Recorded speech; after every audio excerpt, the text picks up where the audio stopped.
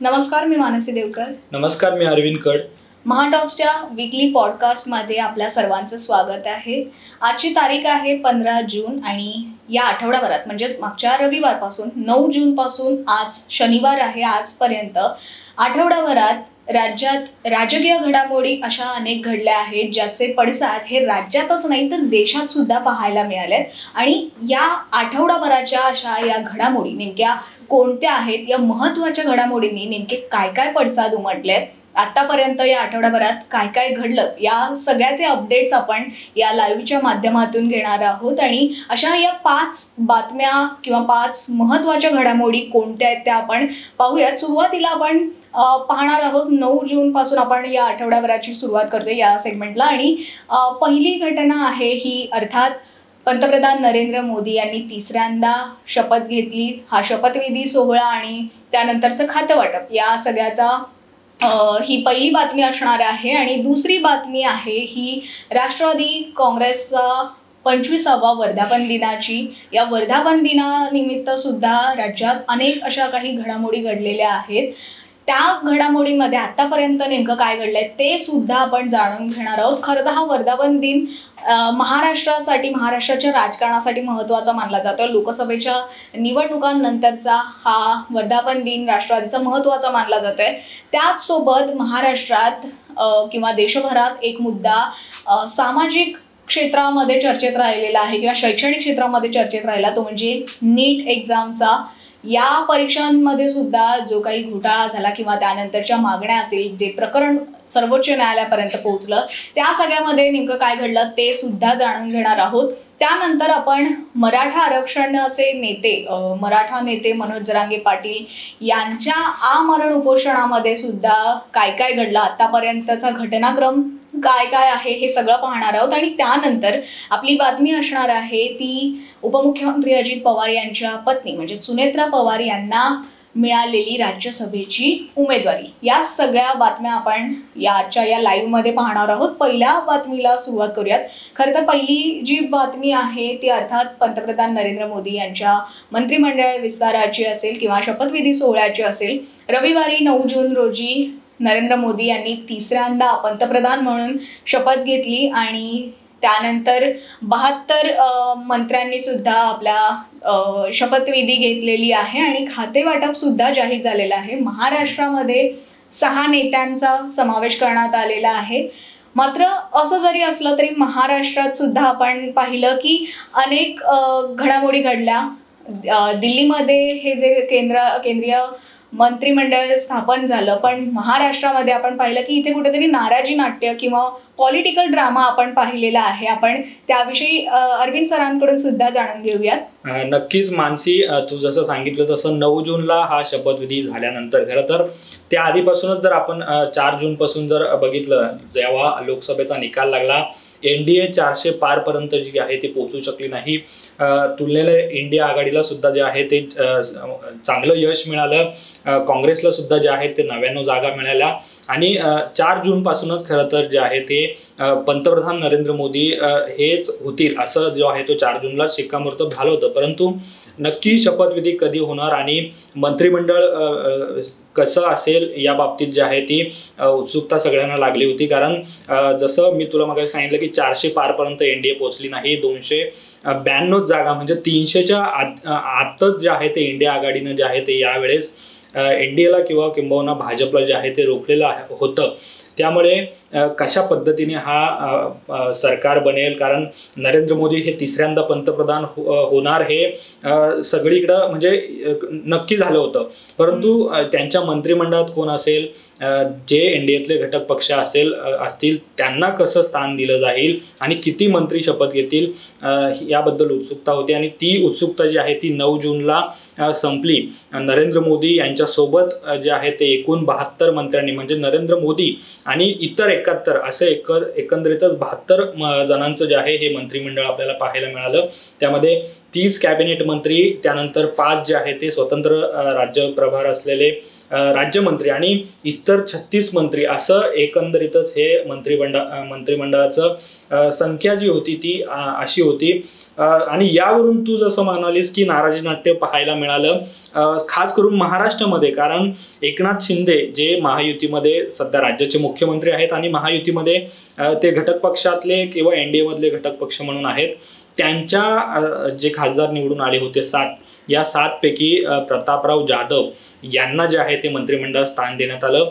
अजित पवार गटाला सुद्धा मंत्रिमंडळात स्थान देणार अशा बातम्या होत्या, परंतु शेवटच्या दिवशी अजित पवार यांनी पत्रकार परिषद घेतली दुपारी, ज्यावेळेस संध्याकाळी मंत्रिमंडळाची शपथविधी होणार होतं आणि त्यावेळेस अजितदादांनी जे आहे ते पत्रकार परिषदेमध्ये सांगितलं की तुर्तास तरी आमचा कुठलाही खासदार किंवा कुठलाही नेता या मंत्रिमंडळात नसेल, कारण त्या आधीच्या जर आपण माध्यमांमध्ये बातम्या बघितल्या होत्या तर राष्ट्रवादीला जे आहे ती राज्यमंत्री पदाची ऑफर एकंदरीतच देण्यात आली होती आणि तुलनेने कुठंतरी प्रफुल्ल पटेल जे वरिष्ठ नेते आहेत, कार्याध्यक्ष आहेत राष्ट्रवादीचे, त्यांना मंत्री केलं जाईल किंवा ते मंत्रिमंडळात दिसतील असं वाटत असतानाच अजित पवारांनी सांगितलं की आम्हाला राज्यमंत्री पदाची ऑफर देण्यात आली होती. आमची जे संख्याबळ जे आहे ते लोकसभेत जरी कमी असलं, कारण सुनील तटकरे जे आहेत ते एकटेच निवडून आलेले आहेत, त्यामुळे आमची संख्याबळ आत्ता वाढलेली नसली तरी आगामी काळात संख्याबळ वाढेल, कारण राज्यसभेच्या जागा ज्या आहेत त्या खाली आहेत आणि त्यामुळे कुठेतरी प्रफुल्ल पटेल हे या आधीच्या काँग्रेसच्या सरकारमध्ये असतील, ते कॅबिनेट मंत्री राहिलेले आहेत, त्यामुळे आता त्यांना राज्यमंत्री करता येणार नाही, कारण त्यांनी कॅबिनेट मंत्री म्हणून काम केलेलं आहे. त्याचप्रमाणे सुनील तटकरे हे भाजपचे प्रदेशाध्यक्ष आहेत लोकसभेमध्ये, अजित पवार गटाकडनं ते एकटे प्रतिनिधित्व करत आहेत आणि ते राज्यामध्ये मंत्री राहिलेले आहेत, त्यामुळे ते सुद्धा मोठं नाव आहे आणि त्यांना सुद्धा राज्यमंत्री करता येणार नाही. आणि या पार्श्वभूमीवर राष्ट्रवादी चे राष्ट्रीय अध्यक्ष असणारे अजित पवारांनी स्वतः सांगितलं की आम्ही सध्या जे आहे ते या मंत्रिमंडळामध्ये सामील होणार नाही. आगामी काळात जे आहे ते कॅबिनेट मंत्री जर आम्हाला भेटलं तर आम्ही नक्की सहभागी होऊ, असं जे आहे ते अजित पवारांनी सांगितलं होतं. आणि ही बातमी झाल्यानंतर ज्यावेळेस खाते वाटप झालं त्यानंतर मात्र महाराष्ट्रामध्ये कुठेतरी खतखत दिसू लागली, कारण एकनाथ शिंदे यांच्या गटाच्या खासदार जे मावळचे आहेत श्रीरंग बारणे यांनी ही खतखत बोलून दाखवली. त्यांनी थेटपणे असं सांगितलं की भाजप कुठेतरी आम्हाला कमी लेखतंय, आमच्यावरती जे आहे तो दबाव टाकला जातोय, कारण प्रतापराव जाधव जे आहेत ते 4 टर्म खासदार राहिलेले आहेत, त्यामुळे त्यांना कॅबिनेट मंत्रीपदच मिळायला पाहिजे होतं, असं थेटपणे जे आहे ती नाराजी श्रीरंग बारणे यांनी बोलून दाखवली. त्याचप्रमाणे उदयनराजे यांना पण मंत्री केलं पाहिजे होतं असं सुद्धा जे आहे ते बारणे यांनी बोलून दाखवलं आणि अजितदादा गटाला सुद्धा मंत्रीपद द्यायला पाहिजे होतं असं सुद्धा बारणे यांनी बोलून दाखवलं. इथे एक महत्त्वाची गोष्ट आहे मानसी, की ज्या अजित पवारांचा मुलगा यांना बारणेंनी पराभव केलं होतं 2019ला, तेच बारणे पुन्हा एकदा अजित पवारांसाठी धावून आलेले आपल्याला पाहायला मिळालं की कशा पद्धतीने अजित पवारांना सुद्धा, कारण त्यांनी सांगितलं की ते कुटुंबाच्या विरोधात गेलेले आहेत, त्यांचं सुद्धा नेतृत्व महाराष्ट्राने बघितलेलं आहे, परंतु अशा पद्धतीने जर ते कुटुंबाच्या विरोधात जाऊन भाजपसोबत आले असतील तर त्यांनाही मंत्रिपद द्यायला पाहिजे होतं असं एकंदरीत बारणेंचं म्हणणं होतं.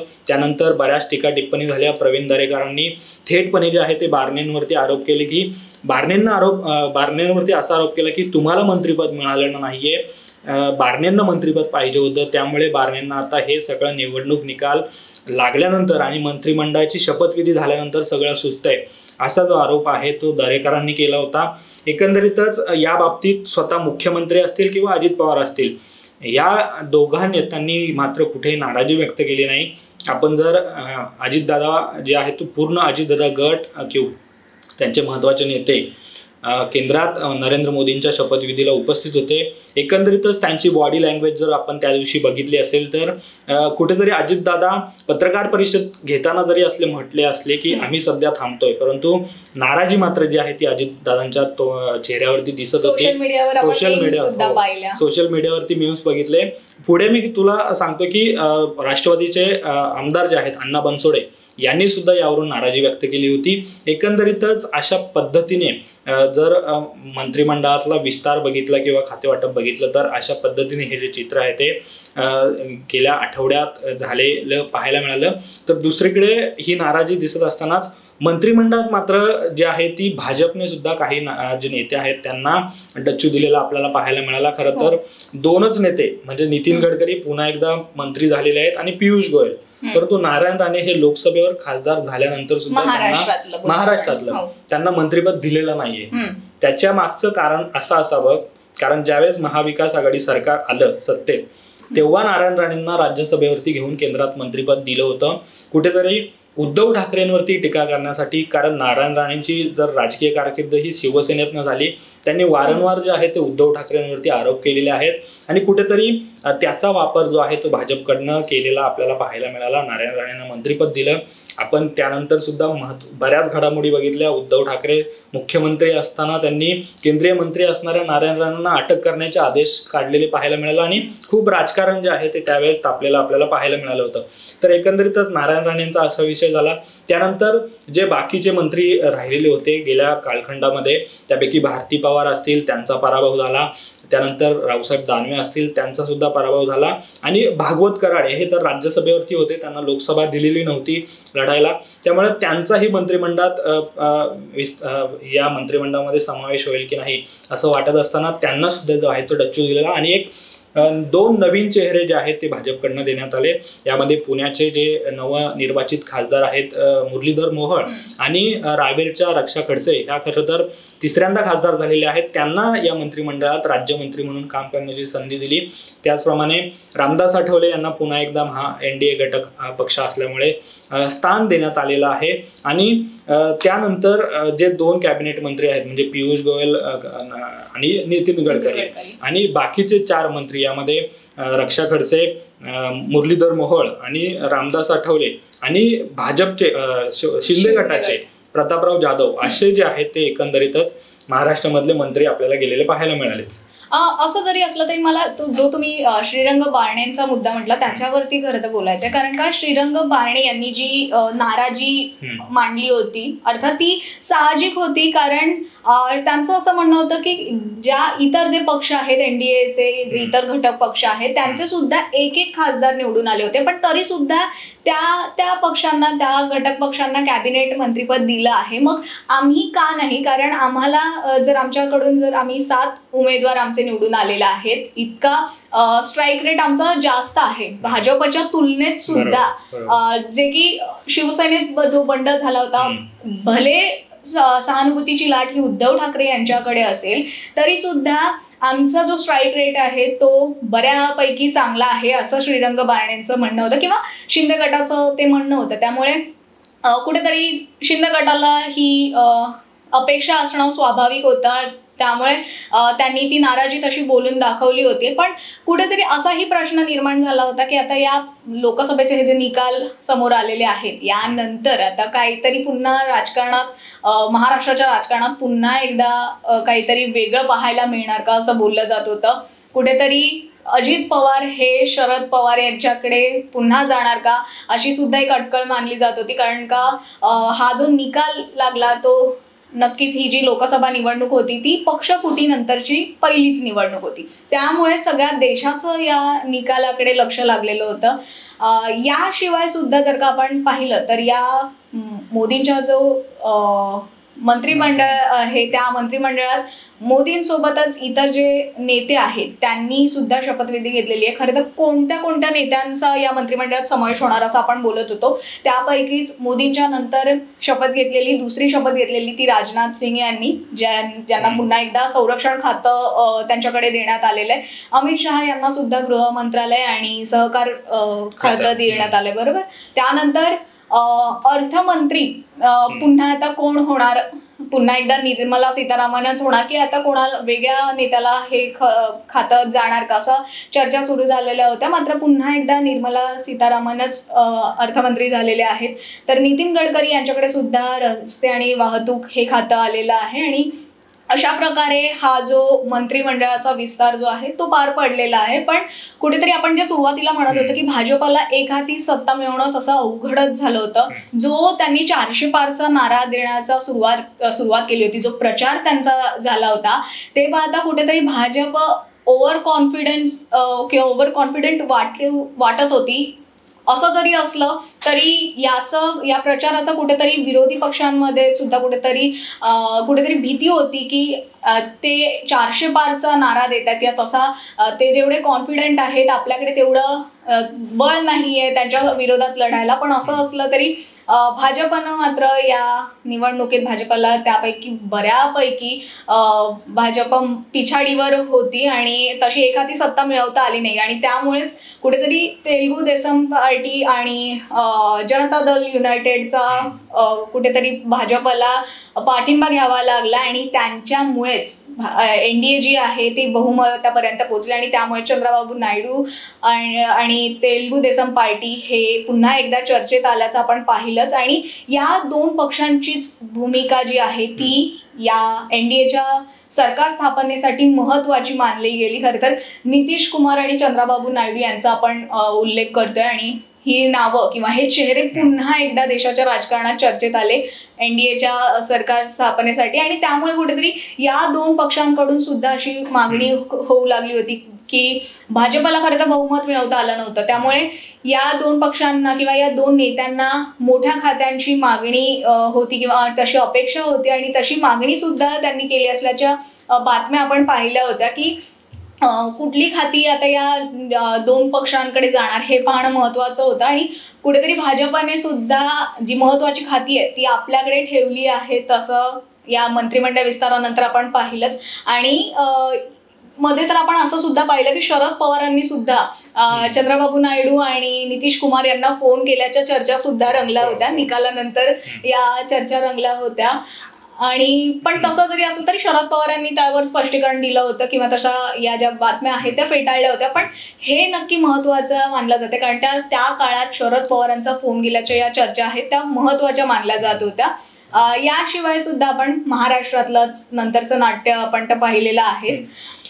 या मंत्रिमंडळातलं अजून एक तुला वैशिष्ट्य सांगायचं म्हणजे तू जसं म्हणालीस की मंत्रिपदावरनं तर होता पण नितीश कुमारांचा जो जनता दल युनायटेड पक्ष आहे त्यातल्या एका नेत्याने खूप महत्वाची मागणी केली होती. ती म्हणजे UCC म्हणजे समान नागरी कायदा असेल किंवा जे इतर मुद्दे असतील त्यावर पुन्हा एकदा NDA घटक पक्षामध्ये चर्चा व्हावी. आणि महत्वाची म्हणजे अग्निपथ जी योजना आहे मोदी सरकारची ही योजना रद्द करावी अशी मागणी जी आहे ती त्यांनी केलेली होती. KC त्यागी जे आहेत ते भाजप आपलं बिहारमधले नितीश कुमार यांच्या पक्षातले महत्वाचे नेते त्यांनी अशी मागणी केली होती.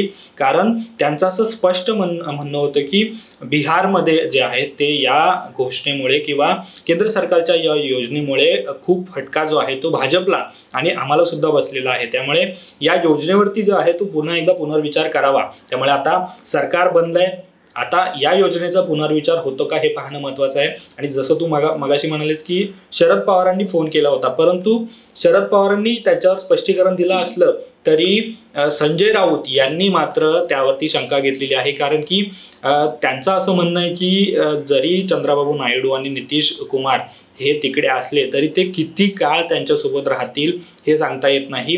आम आदमी पक्षातल्या दिल्लीतल्या नेत्यांनी सुद्धा यावर शंका उपस्थित केलेली आहे. खरं तर आपण नितीश कुमारांचं बघितलं तर गेल्या पाठीमागच्या वर्षात एका वर्षात त्यांनी 3 वेळा मुख्यमंत्री म्हणून शपथ घेतली. पहिले भाजपसोबत त्यानंतर परत जे आहेत ते लालू प्रसाद यादव यांच्या पक्षासोबत ते गेले.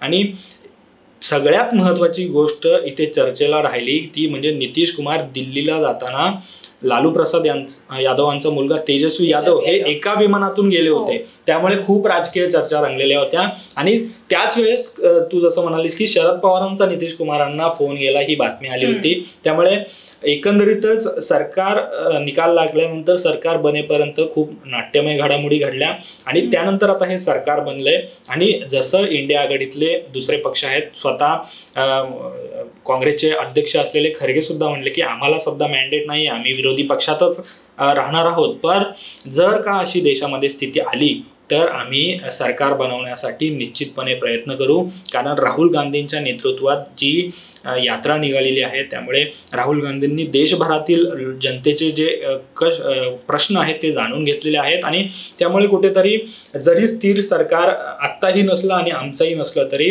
कुठेतरी देशाचे प्रश्न आणि जनतेचे प्रश्न सोडवण्यासाठी आम्ही तसा प्रयत्न करू असं स्वतः खरगे म्हणाले आहेत. त्यामुळे एकंदरीतच आता हे सरकार जे बनलंय ते निश्चितच जरी 242 म्हणजे NDAमध्ये भाजप मोठा पक्ष असला सगळी चांगली खाती त्यांनी घेतलेली असती तरी आंध्र प्रदेशचे मुख्यमंत्री असणारे जे मुख्यमंत्री आणि बिहारचे मुख्यमंत्री असणारे नितीश कुमार आणि चंद्रबाबू नायडू या दोन बाबूंच्या पक्षांच्या टेकूवरती खरं तर हे सरकार उभं आहे. त्यामुळे सरकार खरं तर किती वेळ चालतं हे बघावं लागेल. खरं तर ज्यावेळेस नरेंद्र मोदींनी शपथ घेतल्यानंतर दुसऱ्या दिवशी जेव्हा पदभार स्वीकारला त्यावेळेस असं सांगितलेलं की पूर्ण 5 वर्ष हे सरकार चालेल आणि गेल्या 10 वर्षात जसे निर्णय झाले तसेच निर्णय आम्ही आगामी काळात सुद्धा देशासाठी घेऊ, कारण आम्हाला देश आणि देशातला प्रत्येक युवा शेतकरी हे सगळे महत्त्वाचे आहेत. त्यामुळे आता सरकार खरं तर 5 वर्ष चालतं का आणि इंडिया आघाडीकडनं जर मध्यवर्ती सरकार पडलं तर प्रयत्न होणार का, आणि त्याही पुढे जाऊन प्रश्न असा तो म्हणजे देशात मध्यवर्ती निवडणूक लागणार का. कारण जर इंडिया आघाडीतले काही घटक पक्ष जर त्यावेळेस सरकार बनवताना त्यांच्या काँग्रेसच्या प्रयत्नासोबत नसले किंवा इंडिया आघाडीतले पक्ष यांनी वेगळा काही विचार केला आणि तिसरीच आघाडी जर बनली तर तिसरा पंतप्रधान सुद्धा पाहायला मिळू शकतो. पण तशी शक्यता फारच कमी. एकतर इंडिया आघाडीचं सरकार बनवण्यासाठी प्रयत्न होतील किंवा मध्यवर्ती निवडणुका ती सुद्धा शक्यता कमी आहे. परंतु नक्की आता हे सरकार किती दिवस चालतं आणि कशा पद्धतीने चालतं हे पाहणं महत्त्वाचं ठरणार आहे, जरी महत्त्वाची खाती भाजपकडे असली तरी. ज्या प्रकारे तुम्ही म्हणाला 2 टेकू, आणि हे दोन्ही टेकू बेभरोशाचे मानले जातात राजकारणात, अशी चर्चा खास करून नितीश कुमारांसाठी अर्थात.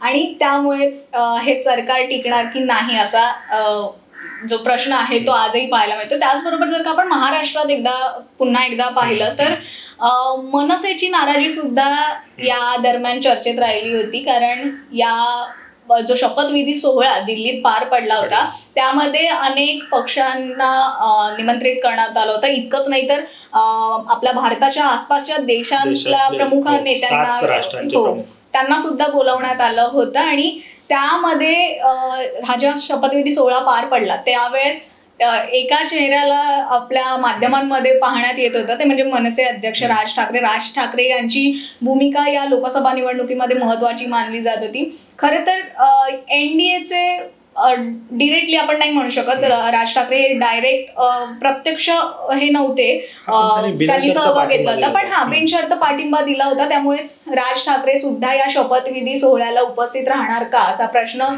उपस्थित झाला होता. आणि या दरम्यानच मनसेची नाराजी सुद्धा समोर आली होती. कारण राज ठाकरे हा चेहरा महाराष्ट्रासाठी चर्चेतच असतो, कायमच असेल, मग ते सत्तेत नसले तरी सुद्धा राज ठाकरे हे नेहमी चर्चेत असतात. आणि या शपथविधी सोहळ्याचं निमंत्रण हे न मिळाल्यामुळे किंवा सन्मानपूर्वक जे निमंत्रण आहे ते आम्हाला मिळालं नाही असं एक मनसेकडून नाराजी या दरम्यान पाहायला मिळाली होती. आणि यामुळे कुठेतरी मनसे आणि भाजपमध्ये ही अस्वस्थता निर्माण झाली असल्याचं सांगितलं गेलं. जसं आपण म्हणाल की अधिकृतरित्या जरी मनसे या एनडीएचा भाग नसला तरी बिनशर्त पाठिंबा जो मोदींना राज ठाकरेंनी दिला होता आणि त्यासाठी त्यांनी ज्या सभा सुद्धा महायुतीच्या उमेदवारांसाठी घेतल्या होत्या त्यामध्ये मनसेची भूमिका नक्कीच महत्वाची होती. आणि महाराष्ट्रामध्ये 4 ठिकाणी राज ठाकरेंनी सभा घेतल्या, बरोबर. त्यामध्ये मुंबई, पुणे, एक ठाणे आणि रत्नागिरी, सिंधुदुर्ग, कोकण या 4 जागी राज ठाकरेंनी सभा घेतल्या होत्या आणि 4ही जागी महायुतीचे उमेदवार निवडून आले. ज्यानंतर म्हणजे लोकसभा निकालानंतर राज ठाकरेंनी किंवा मनसेकडून तशी एक हवा सुद्धा केली होती, आमचा स्ट्राईक रेट हा 100% आहे असं म्हणत मनसेच्या कार्यकर्त्यांनी कुठेतरी आमची ताकद बघा असा प्रकारचा एक त्यांच्याकडून असा एक नारा होता. आणि या सगळ्यानंतर कुठेतरी राज ठाकरे या कार्यक्रमामध्ये या शपथविधी सोहळ्याला उपस्थित राहणार का असं बोललं जात होतं. पण हा 100% स्ट्राईक रेट असला तरी कुठेतरी आम्हाला सन्मानपूर्वक वागणूक दिली जात नाहीये किंवा आम्हाला तसं निमंत्रण आलेलं नाहीये असं म्हणत मनसेकडून ही नाराजी आपण पाहिली होती. याशिवाय सुद्धा आपण जर का पाहिलं तर इतरही असे मुद्दे आहेत जे चर्चेत राहिले होते. अजून तुम्हाला कुठला असा मुद्दा वाटतोय या तू मनसेचा जो विषय काढलास त्याच्यामध्ये प्रामुख्याने ज्या 4 सभा झाल्या त्यातल्या मुंबईमध्ये खरं तर महायुतीला कमी यश मिळालेलं आपल्याला पाहायला मिळालं. पियुष गोयल आणि रवींद्र वायकर हेच 2 जे आहेत ते नेते 6 पैकी 2 खासदार म्हणजे महाविकास आघाडी किंवा बऱ्यापैकी ठाकरेंचे खासदार जे आहेत ते 3 खासदार आणि काँग्रेसच्या वर्षा गायकवाड या निवडून आल्या आणि इतर 3 ठिकाणी अर्थातच पुण्यातले मुरलीधर मोहोळ असतील, त्यानंतर ठाण्यामध्ये ज्या सभा झाल्या तिथे अर्थातच नरेश मस्के आणि मुख्यमंत्र्यांचे सुपुत्र डॉक्टर श्रीकांत शिंदे हे कल्याण डोंबिवलीतनं खासदार झाले आणि कोकणात सिंधुदुर्ग रत्नागिरीमध्ये नारायण राणे निवडून आले. आणि ज्या पद्धतीने मनसेला खरं तर 2019ला लावरे तो व्हिडिओचा जो प्रयोग मनसेने केला, त्यानंतर नरेंद्र मोदींवरती सगळ्यात खोटारडे पंतप्रधान असा थेट आणि गंभीर आरोप राज ठाकरेंनी केला होता. आणि यावेळेस तेच राज ठाकरे नरेंद्र मोदींच्या सभेत किंवा त्या व्यासपीठावरती आपल्याला पाहायला दिसले. शिवाजी पार्कवर जी आहे ती भव्य सभा झाली आणि या सभेत खास करून मानसी हा मुद्दा मी असं यासाठी सांगतोय की ज्या 7 मागण्या राज ठाकरेंनी मांडल्या होत्या मोदींसमोर, त्या एकाही मागणीवरती नरेंद्र मोदी यांनी आपल्या भाषणामध्ये साधा उल्लेखही केला नाही. आणि त्याच वेळेस खरं तर महाविकास आघाडीतल्या नेत्यांनी राज ठाकरेंवरती जी आहे ती टीका करायला सुरुवात केली होती. तुम्ही बिनशर्त पाठिंबा देताय, पण ज्यावेळेस मोदी महाराष्ट्रात येत आहेत, तुमच्या मुंबईत येत आहेत, त्यावेळेस मात्र तुम्ही 7 मागण्या करतायत. मग हा बिनशर्त पाठिंबा कशा पद्धतीने तुम्ही मागितलाय?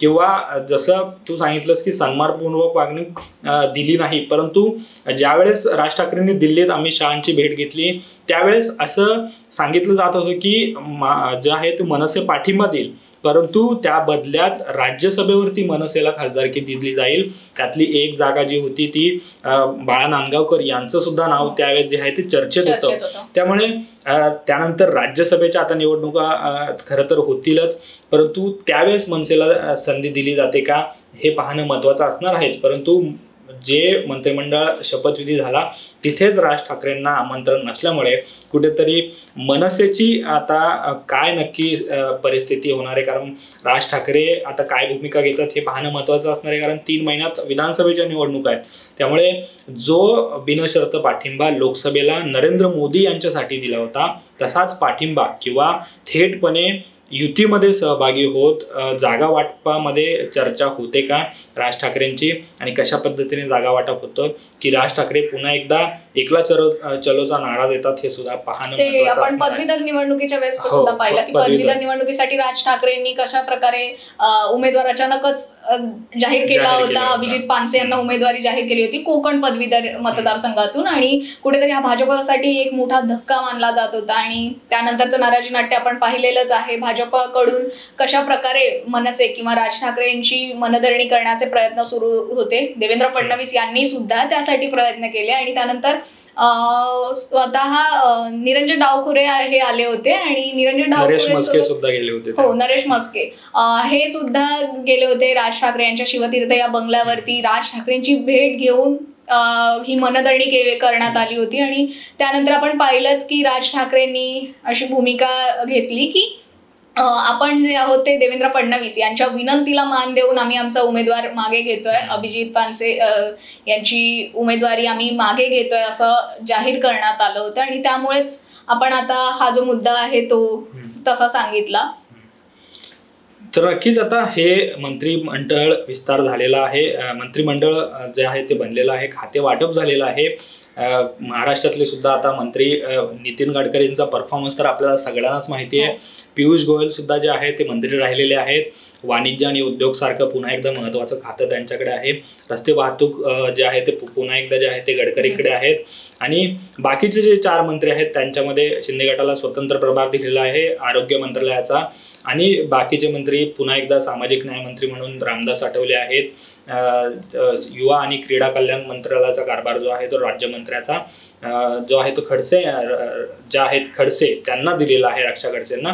आणि महत्त्वाचं मंत्रिपद म्हणजे थेट अमित शहांना ज्यांचं रिपोर्टिंग असेल आता ते सहकार मंत्रालयाचं राज्यमंत्रीपद. खरं तर मोहोळांना ही लॉटरीच लागलेली म्हणावी लागेल, कारण पहिल्याच टर्मला इतकं महत्त्वाचं मंत्रिपद जे आहे ते सहकार राज्यमंत्रीपद मुरलीधर मोहोळांना दिलेलं आहे. खरं तर मोहोळांना हे मंत्रिपद दिल्यानंतर अशी चर्चा सुरू झाली होती की कुठेतरी अजित पवारांना पुण्यामध्ये दबाव टाकण्यासाठी जे आहे ते इतकं महत्त्वाचं मंत्रिपद आणि पहिल्यांदाच जे आहे ते मंत्रिपद दिलेलं पाहायला मिळालं. परंतु स्वतः मोहोळ यांनी सांगितलं की अजितदादा असतील किंवा पुण्यातून जे आमदार आहेत कोथरूडचे जे आता मंत्रिमंडळात आहेत ते चंद्रकांत दादा, या दोन्ही दादांच्या नेतृत्वातच जे आहे ती मी काम करेल. जरी मी केंद्रात राज्यमंत्री असलो तरी हेच दोन नेते जे आहेत ते यांच्या मार्गदर्शनासाठी पुण्यासाठी ज्या ज्या गोष्टी कराव्या लागतील त्या केंद्रातून मी आणेल असा मोहोळ यांनी सांगितलेलं आहे. त्यामुळे आता जरी नाराजी नाट्य दिसलेले असलं महाराष्ट्रामध्ये खास करून शिंदे गट आणि अजित पवार गटाचं, तरी आता कशा पद्धतीने हे 4 मंत्री महाराष्ट्रासाठी निधी आणतात आणि कशा पद्धतीने बाकीचे खासदार जे आहेत ते या मंत्र्यांकडनं आपल्या आपल्या मतदारसंघामध्ये निधी वाटप असेल किंवा कामं कशा पद्धतीने करून घेतात आणि एकंदरीतच कसं आता हे सरकार मगाशी बोलल्याप्रमाणे चालतं का, इंडिया आघाडीतल्या नेत्यांच्या जर वक्तव्याला आपण महत्त्व दिलं तर हे सरकार मध्येच पडणार का किंवा इंडिया आघाडी सरकार बनवणार का, हे पाहणं महत्त्वाचं असणार आहे. तर ही महत्त्वाची मला वाटतं घडामोड गेल्या आठवड्यात घडली. आणि त्यानंतर आता आपण परत महाराष्ट्रात येऊया. महाराष्ट्रामध्ये खरं तर 2 गट आपल्याला शिंदे गटात शिवसेनेतच दिसले आणि राष्ट्रवादीतही. आता राष्ट्रवादीच्या वर्धापन दिन जो आहे तो खरं तर 9 जूनला शपथविधी झाल्यानंतर लगेच 10 जूनला दिसला आणि कुठेतरी या वर्धापन दिन म्हणजे रौप्य महोत्सव दिनी दोन्ही गटाने जे आहे ते शक्ती प्रदर्शन केलेलं आपल्याला पाहायला मिळालं.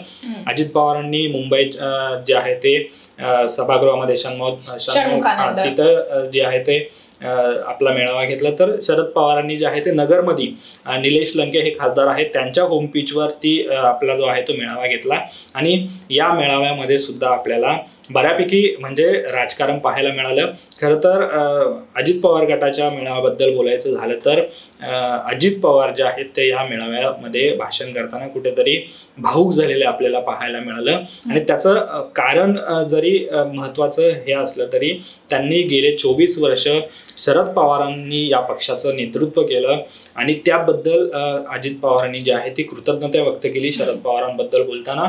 आणि आगामी विधानसभा निवडणुका ज्या आहेत त्या आपण आता मोठ्या ताकदीने लढू असं अजित पवारांनी एकंदरीतच या कार्यक्रमात सांगितलं. परंतु इथं महत्त्वाचा मुद्दा आहे तो म्हणजे अजित पवार भावूक झालेला. आणि अजित पवार जे आहेत ते अशा सभेत असतील किंवा भाषण करताना हे पहिल्यांदाच भावूक झालेलं नाहीये, तर याआधी सुद्धा जे आहेत ते आपण त्यांना भावूक झालेलं पाहायला मिळालं. खरं तर प्रचाराचा जर मुद्दा बघितला आपण लोकसभेच्या बारामतीमध्ये सुनेत्रा पवार सुप्रिया सुळे असा सामना रंगला आणि यामध्ये प्रचार करत असताना अजितदादांनी थेट शरद पवारांवर म्हणजे त्यांच्या काकांवरती त्यांचं वयावरनं जो आहे तो खूप वेळा उल्लेख केला. त्यावरती राष्ट्रवादीच्या शरद पवार गटातल्या नेत्यांनी अजित पवारांवरती जी आहे ती टीका केली. जितेंद्र आव्हाड खास करून शरद पवारांवरती अशी टीका झाली अजित पवारांकडनं की जे आहे ते अजित पवारांवरती टीका करायचे, ज्या काकाला तुम्ही बोलतात त्याच काकांनी तुम्हाला मोठं केलं, राजकारणामध्ये इतकी संधी दिली, 4 वेळा तुम्हाला उपमुख्यमंत्रीपद दिलं. आणि तेच अजित पवार कुठेतरी लोकसभेला फटका बसल्यानंतर किंवा या बाबतीत जे आहेत ते कुठेतरी भावूक झालेले पाहायला मिळालं. एकंदरीतच आपण जरी म्हणत असलो की राजकारण असलं तरी कौटुंबिक जे आहे ते पवार कुटुंबांचे संबंध जर आपण बघितले, स्वतः सुप्रिया सुळे सुद्धा सांगतात की आमची राजकीय जरी विचार आता बदलले असले, दादांनी काही वेगळा निर्णय घेतला असला तरी आम्ही कुटुंब म्हणून एक आहोत. आणि तसंच काहीतरी जे आहे ते अजित पवारांच्या बाबतीत सुद्धा त्या मेळाव्यात पाहायला मिळालं. विशेष म्हणजे अजित पवारांनी जेव्हा जेव्हा प्रचार सभा घेतल्या त्या प्रत्येक सभेत प्रत्येक भाषणात अजित पवार एक वाक्य कायम कॉमन असं म्हणत होते, ते म्हणजे मतदारांना आवाहन करताना म्हणत होते की भावनिक होऊ नका, ही निवडणूक जी आहे ती भावनेची नाहीये, ही भावनिक नाहीये असं म्हणत कुठेतरी मतदारांना सांगत होते ते की भावनिक होऊ नका. आणि स्वतः लोकसभेच्या निकालानंतर अजित पवार हे भावूक झाल्याचं पाहायला मिळालं. यामध्ये आणखीन एक मुद्दा जो आहे तो चर्चेत आला, कारण का अजित पवार भावूक झाल्यानंतर एक प्रश्न निर्माण झाला, तो म्हणजे पुन्हा महाराष्ट्रात भूकंप येणार का.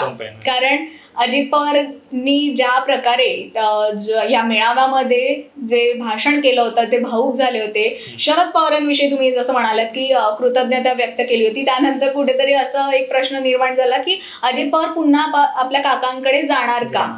आणि या सगळ्यामध्येही कुठेतरी अजित पवारांनी जी शरद पवारांविषयी जी कृतज्ञता व्यक्त केली होती त्यामुळेच हा कुठेतरी या चर्चा सुरू झाल्या होत्या. अजित पवारांच्या मनात आता काही वेगळा प्लॅन आहे की काय, अशा चर्चांना या निमित्ताने उधाण आलं होतं. खरं तर याविषयी म्हणजे जसं तुम्ही सांगितलं की अजित पवार हे काकांविषयी बोलताना त्यांचा कसा कंठ दाटून आला होता आणि यानंतर कुठेतरी आपले जे महत्वाचे नेते आहेत ते आज आपल्या सोबत नाहीत याची खंत वाटते असं सुद्धा अजित पवार या भाषणामध्ये बोलले होते. आणि माझ्यासोबतच माझ्या कार्यकर्त्यांना सुद्धा ही जी खंत आहे ही खंत वाटते किंवा याचं दुःख हे आम्हाला आहे असं त्यांनी म्हटलं होतं. आणि यानंतरच कुठेतरी या चर्चा सुरू झाल्या होत्या की पुन्हा एकदा महाराष्ट्रात भूकंप येऊ शकतो का. कारण दुसरीकडे आपण पाहिलं की शरद पवार गटाचा सुद्धा हा 25वा वर्धापन दिन नगरमध्ये पार पडला आणि यावेळेस सुद्धा सुप्रिया सुळे असतील, जयंत पाटील असतील यांची भाषणं सुद्धा गाजली. आणि सुप्रिया सुळे यांनी जे भाषण केलं होतं ते सुद्धा कुठेतरी अजित पवार यांच्या ज्या भावनिक जो संभाषण होतं, भावनिक भाषण होतं त्यालाच कुठेतरी सुप्रिया सुळे यांच्या भाषणाची सुद्धा साथ मिळाली असं म्हणू शकतो आपण. कारण का यावेळी सुप्रिया सुळे सुद्धा म्हणाले होते की 25 वर्ष राष्ट्रवादी काँग्रेसला पूर्ण झालेली आहेत आणि या 25 वर्षाच्या प्रवासात त्यांनी आपल्या मतदारांचे किंवा आपल्या कार्यकर्त्यांचे सर्वांचे आभार मानले होते. आणि त्यावेळेस त्यांनी असं सुद्धा म्हणाले होते की या पक्षवाढीमध्ये सर्व लोकांचं योगदान आहे. आज जे आमच्यासोबत नाहीये त्यांचं सुद्धा योगदान आपण मानलं पाहिजे. आपण त्यांना सुद्धा जरी आज ते आपल्यासोबत नसले तरी त्यांना सुद्धा आपण या 25व्या वर्धापन दिनाच्या शुभेच्छा देऊयात असं म्हणत सुप्रिया सुळेंनी सुद्धा कुठेतरी हा हात पुढे केला की काय मदतीचा किंवा मैत्रीचा असं म्हणायला लागले होते. अशा चर्चा सुरू झाल्या होत्या आणि त्यामुळेच अजित पवार हे पुन्हा काकांकडे येणार का असा प्रश्न सोशल मीडिया सकट सगळीकडे पाहायला मिळाला होता. तू म्हणालीस ते बरोबर आहे की अजित पवार पुन्हा एकदा येणार का. पण मी तुला थोडं 1 वर्ष मागे नेतो की 10 जून 2023चा जो आहे तो वर्धापन दिन आणि त्याच वर्धापन दिनी जे आहे ते सुप्रिया सुळे यांना राष्ट्रीय कार्याध्यक्षपदाची जबाबदारी दिली होती आणि त्यानंतरच कुठेतरी अजित पवार हे नाराज आहेत अशा चर्चा सुरू झाल्या. त्यानंतर आपण सगळं राजकीय नाट्य बघितलं. शरद पवारांनी राजीनामा दिला. बरेचसे ज्येष्ठ नेते जे आहेत ते शरद पवारांना समजावत असताना रडले. स्वतः जयंत पाटील यांना त्यावेळेस जे आहे ते भाषण करताना किंवा आपली भावना व्यक्त करताना रडले. जितेंद्र आव्हाड यांच्या सुद्धा डोळ्यात पाणी आलं होतं. छगन भुजबळ हे सुद्धा त्यावेळेस जे आहे ते काहीसे भावूक झालेले पाहायला मिळाले. परंतु नंतर मात्र छगन भुजबळ यांनी शरद पवारांवरती आरोप करत ते अजितदादांसोबत जे आहे ते अजितदादा पवारांसोबत गेले आणि मंत्रिमंडळात मंत्री सुद्धा झाले. जे राष्ट्रवादीचे 9 मंत्रिमंडळात सध्या जे आहेत आपल्या राज्य मंत्रिमंडळात. परंतु त्यावेळेस अशी चर्चा होती की शरद पवारांनी भाकरी फिरवत जे आहे ते धक्कातंत्र दाखवून दिलेलं होतं. त्यामुळे कुठेतरी शरद पवार नावाचा फॅक्टर जो आहे तो राजकारणातला जो सर्वाधिक चर्चेत असतो नेहमीच, म्हणजे लोकसभेची निवडणूक असू दे किंवा विधानसभेची. आणि त्याच नंतर जे आहे ते अजित पवार जे आहे ते काहीशी पक्षात नाराज झाले. त्यानंतर थेटपणे जे आहे ते अजित पवारांनी शरद पवारांसमोरच सगळ्यांना सांगितलं की जर साहेबांच्या डोळ्या देखत एखादा नवीन अध्यक्ष होत असेल, म्हणजे त्यावेळेस कार्याध्यक्ष सुप्रिया सुळेच होत्या, परंतु तुम्हाला का नकोय असं जो आहे तो सवाल जो आहे तो शरद पवारांच्या डोळ्या देखत जर नवीन अध्यक्ष होणारा तुम्हाला का नकोय असा थेट सवाल अजितदादांनी आपल्या दादा स्टाईलमध्ये विचारला होता. त्यानंतर सुद्धा जे आहे ते पत्रकारांशी संवाद साधताना अजितदादा आणि सुप्रिया सुळे यांच्यामध्ये काहीसं एका पत्रकाराच्या डोक्यात मारल्यानंतर सुद्धा आपण बघितलं तर खूप ते सुद्धा मीम्स जे आहेत ते पूर्णपणे गाजले होते. खूप जे आहे तो त्यावेळेस दादांच्या त्या एका वाक्यावरनं जे आहे ते सगळे पत्रकार आणि सगळेच राष्ट्रवादीचे नेते हसले होते. आणि त्यानंतर कुठेतरी फूट पडली आणि या वर्षभर त्याला आता जे आहे ते वर्ष झालं आणि अशा पद्धतीने 2 जे मेळावे जे आहेत ते आपल्याला पाहायला मिळाले. तसंच जर का आपण पहिले आपण अजित पवार किंवा सुप्रिया सुळे यांच्याबद्दल बोललो, पण इतर नेते सुद्धा असतील दोन्ही गटाकडून त्यांची भाषणं सुद्धा गाजली आहेत. दोन्ही गटातल्या प्रमुख नेत्यांनी यावेळी भाषणं केली होती. अजित पवार गटाचा आपण जर का उल्लेख केला तर अजित पवार नेमकं काय बोलणार याकडे सगळ्यांचंच लक्ष लागलं होतं. कारण मुळातच हा जो वर्धापन दिन होता तो महत्वाचा मानला जात होता. कारण 25वं वर्ष तर होतच, पण पक्षफुटीनंतरचा हा पहिलाच वर्धापन दिवस होता. मुळात लोकसभा निवडणुकीच्या निकालानंतर हा पहिला वर्धापन दिन म्हणून पाहिलं जात होतं आणि यामध्ये अजित पवार काय बोलणार याकडे सगळ्यांचंच लक्ष लागलं होतं. अजित पवार भाऊक झाले वगैरे आपण पाहिलं, पण इतर नेते जसं की सुनील तटकरे हे अजित पवार गटातले एकमेव खासदार आहेत आणि त्यांचं भाषण सुद्धा गाजलं. कारण सुनील तटकरेंनी यावेळी असं एक स्फोटक वक्तव्य आपण म्हणू शकतो जे केलं ते म्हणजे की यापूर्वीच म्हणजे 20 वर्षांपूर्वीच राष्ट्रवादीचा मुख्यमंत्री झाला असता तर आजची परिस्थिती वेगळी असती, अशा प्रकारचं वक्तव्य सुनील तटकरेंनी केलं होतं या मेळाव्या दरम्यान. ते सुद्धा गाजलं होतं. आणि माझ्या मते सुनील तटकरे यांनी असं म्हटलं होतं की 2004 साली जेव्हा जर का मी मुख्यमंत्रीपद घेतलं असतं तर आजची परिस्थिती काही वेगळी असते. आणि 2014ला आम्ही भाजपाला बाहेरून पाठिंबा दिला होता, तेव्हापासूनच भाजपसोबत जाण्याची तयारी सुरू झाली होती, अशा प्रकारचं वक्तव्य तटकरेंनी केलं होतं. आणि त्याचसोबत ते असं सुद्धा म्हणाले की 2009 साली शिवसेनेसोबत जायचा प्रयत्न झाला होता पण ते काही पुढे गेलं नाही. 2014ला सुद्धा शिवसेना, भाजप आणि राष्ट्रवादी काँग्रेस म्हणजे अखंड राष्ट्रवादी काँग्रेस यांच्या युतीचा फॉर्म्युला ठरला होता. 16-16 असा एक फॉर्म्युला ठरला होता, असा गौप्यस्फोट सुद्धा त्यांनी यावेळी केला होता. पण तटकरे तेव्हा असंही म्हणाले की ते काही वर्कआउट झालं नाही, त्यामुळे ते जे युतीचं चर्चा होत्या त्या काही पुढे गेल्या नाही. पण त्यासोबतच तटकरे असं सुद्धा म्हणाले होते की 2016ला शिवसेनेसोबत युती नको होती आम्हाला किंवा आम्हाला ती युती चालली नाही, पण तेच उद्धव ठाकरे 2019 मध्ये मात्र आम्हाला मुख्यमंत्री म्हणून चालले, असं म्हणत कुठेतरी तटकरेंनी शरद पवारांना टोला लगावला. आणि हे जे भाषण आहे ते सुद्धा आपण पाहिलं की तटकरेंचे जे भाषण आहे ते कुठेतरी याला महत्त्व दिलं गेलं. पुन्हा एकदा शरद पवार यांना हा टोला लगावण्यात आला आणि शिवसेना, भाजप किंवा राष्ट्रवादी यांच्यासोबत या युतीचा त्यांनी हा गौप्यस्फोट केला होता. ज्या चर्चा खरं तर नाकारण्यात येतात, बाहेरून पाठिंबा देण्याचा, भाजपला बाहेरून पाठिंबा देण्याबद्दल ज्या चर्चा रंगायच्या त्याला कुठेतरी आता तटकरेंनी हा दुजोरा दिला. याचसोबत दुसऱ्या नेत्यांचं आपण म्हणू शकतो, अजित पवार गटातल्या दुसऱ्या नेत्यांचं भाषण गाजलं ते म्हणजे छगन भुजबळ यांचं. छगन भुजबळ यांनी तर आपण म्हणू शकतो की ती सभाच गाजवली होती, ते जे तो मेळावा होता तो गाजवला होता. यावेळेस छगन भुजबळ यांनी जे वक्तव्य केलं होतं ते सुद्धा महायुती किंवा NDA साठी महत्त्वाचं होतं. कारण दलित समाज किंवा मुस्लिम समाज हे राष्ट्रवादीपासून दुरावले असल्याची खंत या भाषणादरम्यान छगन भुजबळ यांनी व्यक्त केली होती. आणि मुळातच जो भाजपचा जो प्रचाराचा जो नारा होता 400 पारचा नारा, यावर सुद्धा छगन भुजबळ यांनी बोट ठेवलं होतं. 400 पारचा नारा देण्यात आला आणि त्यासोबतच भारतीय संविधान बदलणार असा प्रचार सुद्धा झाला होता. आणि या प्रचारामुळेच आपल्या विरोधात लोक गेली असं म्हणत कुठेतरी मनातली खतखत भुजबळ यांनी व्यक्त केली होती. भुजबळ त्यावेळी असं सुद्धा म्हणाले की हा जो प्रचार झाला की संविधान बदलणार, त्याच्यानंतर मोदींनी एका चॅनलला एका मुलाखतीत सांगितलं होतं, पूर्ण 15 मिनिटं सांगितलं होतं की असं होणार नाही, असं होणार नाही. पण तरी सुद्धा त्याचा काहीच फरक पडला नाही. कारण 400 पार म्हणजे आपला बेडा पार असं लोकांच्या डोक्यात एक फिक्स झालं असं छगन भुजबळ त्यावेळेस म्हणाले होते. आणि त्यामुळेच कुठेतरी मुस्लिम समाज हा आपल्यापासून दुरावला.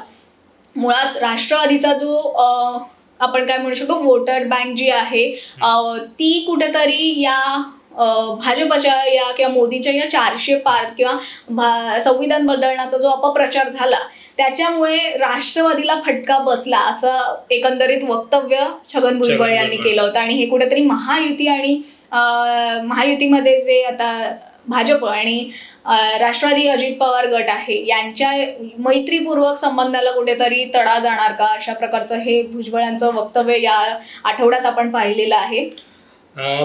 तू जे म्हणालीस की संविधानचा, पण त्याचबरोबर छगन भुजबळांनी एक दुसरा सुद्धा मुद्दा मांडला, तो म्हणजे जागा वाटपाचा. कारण आपण जर बघितलं तर स्वतः छगन भुजबळ हे नाशिकमधून लोकसभा निवडणूक लढवण्यासाठी इच्छुक होते आणि तिथे अगदी शेवटी जे आहे ते पुन्हा एकदा नाशिकचे खासदार हेमंत गोडसे यांना उमेदवारी दिली.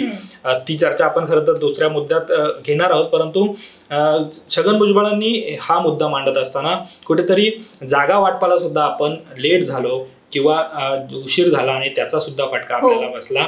आणि त्यामुळे आता जागा वाटपाचं जे गुऱ्हाळ आहे, कारण 3 महिन्यात विधानसभा आहेत, त्यामुळे आता हे जागा वाटपाचं गुऱ्हाळ लवकर संपवा असं थेटपणे जे आहे ते छगन भुजबळांनी सांगितलं. आणि त्याचप्रमाणे लोकसभेला शिंदे गटाला लढण्यासाठी जास्त जागा दिल्या आम्हाला कमी जागा दिल्या, म्हणजे 4 जागा ज्या आहेत ते अजित पवार गटाला मिळाल्या होत्या, परंतु आता विधानसभेला मात्र समसमान जागा आम्हाला पाहिजेत आणि कमीत कमी 80 जागा या मिळाल्या पाहिजेत, असं सुद्धा छगन भुजबळ यांनी जे आहे ते या मेळाव्याच्या भाषणात सांगितलं. त्यामुळे एकंदरीतच जसं तू मगाशी म्हणालीस की छगन भुजबळांनी हा मेळावा जो आहे तो गाजवला. त्याआधी तू सुनील तटकरेंचा उल्लेख केला. सुनील तटकरांनी जे सांगितलं की याआधी भाजपसोबत जाण्याचा प्रयत्न झाला होता, त्यालाच जर आपण तू शरद पवार गटातल्या मेळाव्यातलं जितेंद्र आव्हाडांचं भाषण बघितलंस तर जितेंद्र आव्हाड थेटपणे म्हणाले की 4 वेळा जे आहे ते शरद पवार साहेबांनी अजित पवारांना फसवलं. त्यामुळे कुठेतरी आणि सुनील तटकरेंनी दुसऱ्या दिवशी जी प्रेस कॉन्फरन्स झाली त्याच्यामध्ये हे सांगितलं सुद्धा की आता सरळ सरळ राष्ट्रवादी अजित पवार शरद पवारांसोबतचा जो नेता आहे तोच जर बोलत असेल तर याचा अर्थ शरद पवार साहेबांनाच किंवा शरद पवारांनाच जे आहे ते भाजपसोबत जायचं होतं. परंतु आव्हाडांनी मात्र अशा वक्तव्य करत असताना थेटपणे हेही सांगितलं की साहेब आता जे गेलेत त्यांना परत जे आहे ते संधी देऊ नका, परंतु जर तुम्ही निर्णय तसा घेतलात आणि आव्हाडांनी एक वाक्य सुद्धा वापरलं, जर पवारसाहेब म्हणाले उद्या याला बाप म्हणायचं तर उद्या आम्ही त्याला बाप म्हणणार, असं सुद्धा आव्हाडांनी जे सांगितलं आहे. त्यामुळे जो तू मुद्दा मगाशी म्हणत होता आपण की कुठेतरी अजित पवार पुन्हा एकदा शरद पवारांसोबत जाऊ शकतात का, या चर्चा जरी असल्या तरी ही शक्यता नाकारता येत नाहीये. कारण अनेक आमदार कारण असं अनेक आमदार सुद्धा पुन्हा शरद पवारांकडे जातील अशी चर्चा जी आहे ती गेल्या आठवड्यापासूनच आपण बघतोय. आणि जी अजित पवारांनी प्रमुख आमदार म्हणजे सगळ्या आमदारांची मुंबईत बैठक बोलवली होती, त्यामध्ये 6 आमदार जे आहेत ते उपस्थित राहिले नव्हते. अर्थात सुनील तटकरेंनी जेव्हा पत्रकार परिषद घेतली त्यावेळेस या 6ही आमदारांची जी काही कारणं होती, त्यातले काही आजारी होते, काहींच्या घरी कार्य होतं असं सांगून जी आहे ती याच्यावरती पडदा टाकलेला असला तरी 6 आमदार मात्र गैरहजर होते. आणि रोहित पवारांनीच जे आहे ते मोठं वक्तव्य केलं होतं की 15 आमदार जे आहेत ते आमच्यासोबत येण्यासाठी इच्छुक आहेत आणि तसा जे आहे ते आमच्या सोबत सुद्धा जे आहे ते संपर्क करतायत. त्यामुळे कुठेतरी अजित पवार गट एकीकडे भाजपने जे आहे त्यांना मंत्रिपद दिलेलं नाहीये, लोकसभेला सुद्धा अजित पवारांना म्हणावं तेवढं यश मिळालेलं नाहीये. त्यामुळे आता विधानसभेला कशा प्रकारे जे आहे ते भुजबळांनी सांगितल्याप्रमाणे जागा वाटप होतं का, शिंदेना जेवढ्या जागा मिळतात तेवढ्या मिळतात का, आणि एकंदरीतच राज्य मंत्रिमंडळाचा विस्तार सुद्धा होणार आहे अशा सुद्धा चर्चा गेल्या आठवड्यात होत्या. त्यामध्ये नक्की अजित पवार गटाला कसं स्थान दिलं जातं, कॅबिनेट मंत्री पद किती दिली जातात आणि राज्यमंत्री पद किती दिली जातात हे सुद्धा पाहणं महत्वाचं असणार आहे. रोहित पवार यांचं जे आपण बोलतोय, रोहित पवारांनी जे वक्तव्य केलं होतं त्यामध्ये या भाषणादरम्यान म्हणजे या मेळाव्यादरम्यानच रोहित पवारांनी वक्तव्य केलं होतं की 85 आमदारांचं गिफ्ट जे आहे ते शरद पवारांना देणार. या वर्षीच शरद पवारांना त्यांच्या 85व्या वाढदिवसानिमित्त 85 आमदार गिफ्ट करणार अशा प्रकारचं वक्तव्य रोहित पवारांनी केलं होतं. आणि मुळात हा जो अजित पवार गटातले जे नाराज आमदार आहेत त्याचा गौप्यस्फोट किंवा ते जे वक्तव्य करून तो जो दावा करून खळबळ माजवणारे सुद्धा रोहित पवारच होते. आणि त्यानंतर हे 85 आमदारांचं गिफ्ट रोहित पवारांनी केलेलं आहे. त्यामुळे या विधानाला कुठेतरी महत्त्व प्राप्त झालं किंवा एक धार आपण म्हणू शकतो रोहित पवारांच्या या वक्तव्याला आलेली आहे. कारण जे आमदार नाराज आहेत सांगितलं जाते, कारण लोकसभेमध्ये अजित पवार गटाला सर्वात जास्त फटका जर कोणाला मिळाला असेल तर तो अजित पवार गटालाच बसलेला आहे. अगदी मोठे मोठे मतदारसंघ होते. एकतर सुरुवातच अशी झाली की महायुतीमध्ये अजित पवार गटाला सगळ्यात कमी जागा मिळाल्या, फक्त 4 जागा मिळाल्या. त्या 4 पैकी सुद्धा अजित पवार गटाला एकाच जागेवर समाधान मानावं लागलं. विशेष म्हणजे बारामती सारखी जी लोकसभा होती ती खरं तर अजित पवारांसाठी प्रतिष्ठेची झाली होती आणि अजित पवारांनी किती प्रयत्न केले हे आपण सगळ्यांनीच पाहिलं होतं. आणि मुळात अजित पवारांच्या पत्नी सुनेत्रा पवारच या लोकसभेसाठी उभ्या राहिल्या होत्या. त्यामुळे अजित पवार गटासाठी सुद्धा आपण नाही म्हटलं तरी स्वतः अजित पवारांसाठी एकट्यासाठी म्हटलं तरी सुद्धा ही निवडणूक त्यांच्यासाठी महत्वाची मानली जात होती. आणि त्यानंतर जे अपयश पक्षाला आलेलं आहे त्यामुळे कुठेतरी मोठा फटका बसल्यानंतर अजित पवार गटातले हे आमदार नाराज असल्याचं सांगण्यात येत होतं. आणि रोहित पवारांनी त्यातच ते विधान केलं आणि मग त्यानंतर पुन्हा 85 आमदारांचे गिफ्ट आम्ही पवार साहेबांना त्यांच्या 85व्या वाढदिवसानिमित्त गिफ्ट देणार आहोत असं हे लक्षात ठेवा असं विधान रोहित पवारांनी केलं होतं. दुसरीकडे रोहित पवार असं सुद्धा म्हणाले होते की दुसऱ्या जी राष्ट्रवादी आहे म्हणजेच पवार गटाची राष्ट्रवादी, या राष्ट्रवादीकडे पैसा सत्ता असं सगळं जरी असलं तरी जनतेनं त्यांना नाकारलेला आहे असा टोला लगावला होता. आणि शरद पवार जे आहेत ते लोकांमध्ये जाणारे किंवा शेतकऱ्यांचे प्रश्न मांडणारे आहेत, रोजगार आणि शेतकऱ्यांच्या शेतमालाच्या भावावर बोलणारे आहेत असा टोला रोहित पवारांनी लगावला होता. याशिवाय आपण जर का इतर नेत्यांबद्दल पाहिलं तर प्रत्येक दोन्ही गटातल्या नेत्यांची भाषणं ही बऱ्यापैकी गाजली. पण जर का या मेळाव्यादरम्यान दोन्ही मेळाव्याला जर का आपण कम्पेअर केलं तर सगळ्यांचं लक्ष लागलं असेल कोणाच्या बोलण्याकडे किंवा कोणाच्या भाषणाकडे, तर त्या अर्थात शरद पवार यांच्या भाषणाकडे. आणि शरद पवार नेमकं या 25व्या वर्धापन दिनानिमित्त कोणावर निशाणा साधणार किंवा काय बोलणार याकडे सगळ्यांचंच लक्ष लागलेलं होतं. आणि अशातच शरद पवार यांनी या भाषणादरम्यान टीका केली ती थेट पंतप्रधान नरेंद्र मोदी यांच्यावर. भटकती आत्मा असा जो उल्लेख मोदींनी केला होता किंवा अशी टीका जी केली होती त्याला सडेतोड प्रत्युत्तर शरद पवारांनी दिलं. आणि ही भटकती आत्मा जी आहे ती तुम्हाला सोडणार नाही असं वक्तव्य शरद पवार यांनी केलं. आणि कुठेतरी चोख प्रत्युत्तर नरेंद्र मोदींना मिळालं होतं.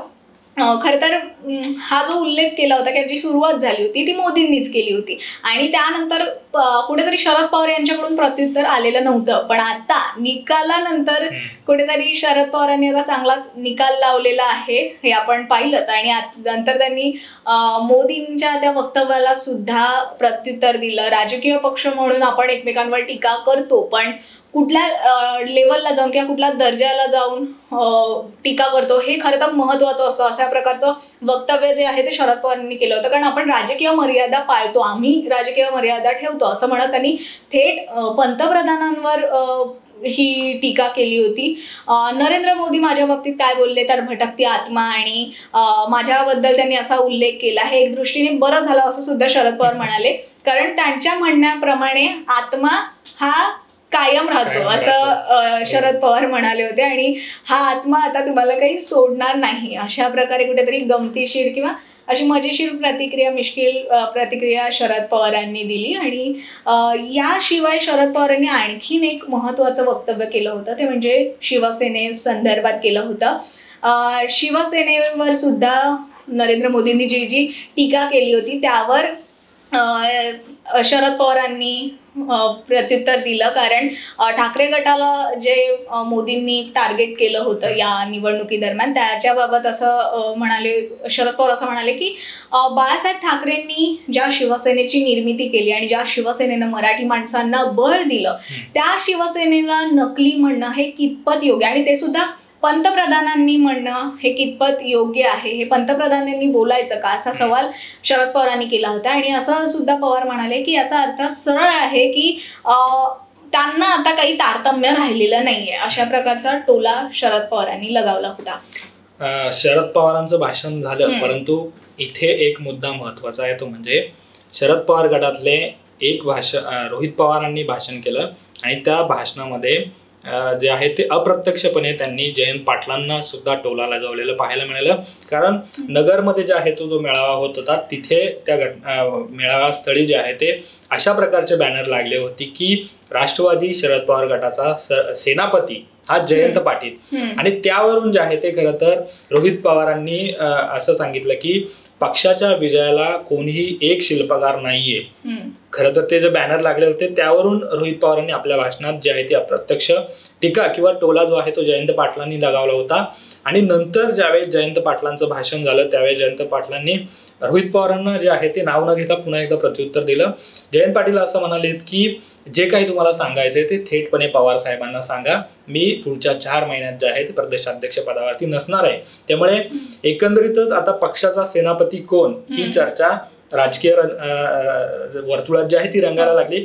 दुसऱ्या दिवशी सुनील तटकरेंनी जे आहे तो जयंत पाटलांना यावरून पुन्हा एकदा टोला लगावला की जर तुम्ही पक्षामध्ये एवढे वरिष्ठ नेते आहात, प्रदेशाध्यक्ष आहात आणि एक आमदार जो 5 वर्षापूर्वी निवडून आला आणि तो तुम्हाला जर अशा पद्धतीने बोलत असेल थेटपणे की तुमचं जे आहे ते पक्षामध्ये ज्या विजयामध्ये तुम्ही शिल्पकार नाही आहात तर काय नक्की कशा पद्धतीने जयंत पाटलांना तिथं जे आहे ते शरद पवार गटामध्ये स्थान आहे आणि ते आमच्यावरती टीका करतायत आणि त्यामुळे जयंत पाटलांनी जे आहे ते स्वतःच्या घरातलं बघावं, त्यांना तिथे किती मान दिला जातो, सन्मान दिला जातो.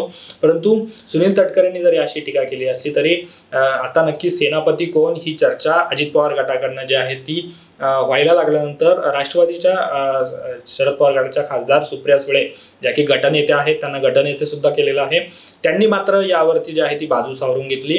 पक्षांतर्गत जी लोकशाही असते त्या लोकशाहीमध्ये अशी एकमेकावरती टीका करायला परवानगी असते असं सांगून जे आहे ते सुप्रिया सुळे यांनी जी आहे ती ही बाजू सावरून घेतलेली.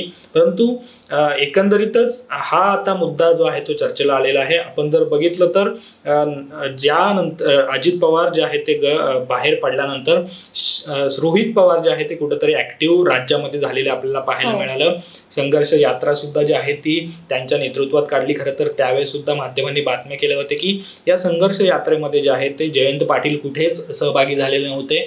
थेटपणे जेव्हा नागपूरला या यात्रेची सांगता सभा झाली त्यावेळेस जे आहे ते जयंत पाटील थेटपणे जे आहेत त्या स्टेजवरती किंवा त्या याच्यावरती गेले होते आणि तिथं त्यामुळे कुठेतरी रोहित पवार हे आता अजित पवारांची जागा शरद पवारांच्या पक्षात घेत आहेत का ही चर्चा सुरू झाली होती. कारण आपण जर बघितलं तर रोहित पवारांना ईडीच्या जेव्हा नोटीस आल्या त्यानंतर सुद्धा जे आहे ते सरकार विरोधात माझ्याकडे 13 घोटाळ्यांचे पुरावे आहेत आणि ती पत्रकार परिषद सुद्धा गाजली.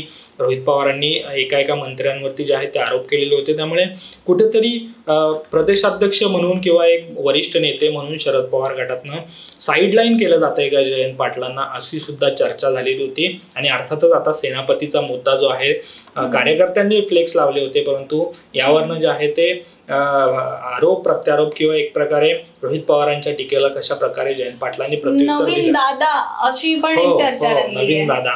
खरं तर हा निकाल लागल्यानंतर बारामतीचा दादा बदलायचा ही वेगळी गोष्ट, परंतु एक राज्यात नवीन दादा अशी सुद्धा चर्चा जी आहे ती पाहायला मिळाली.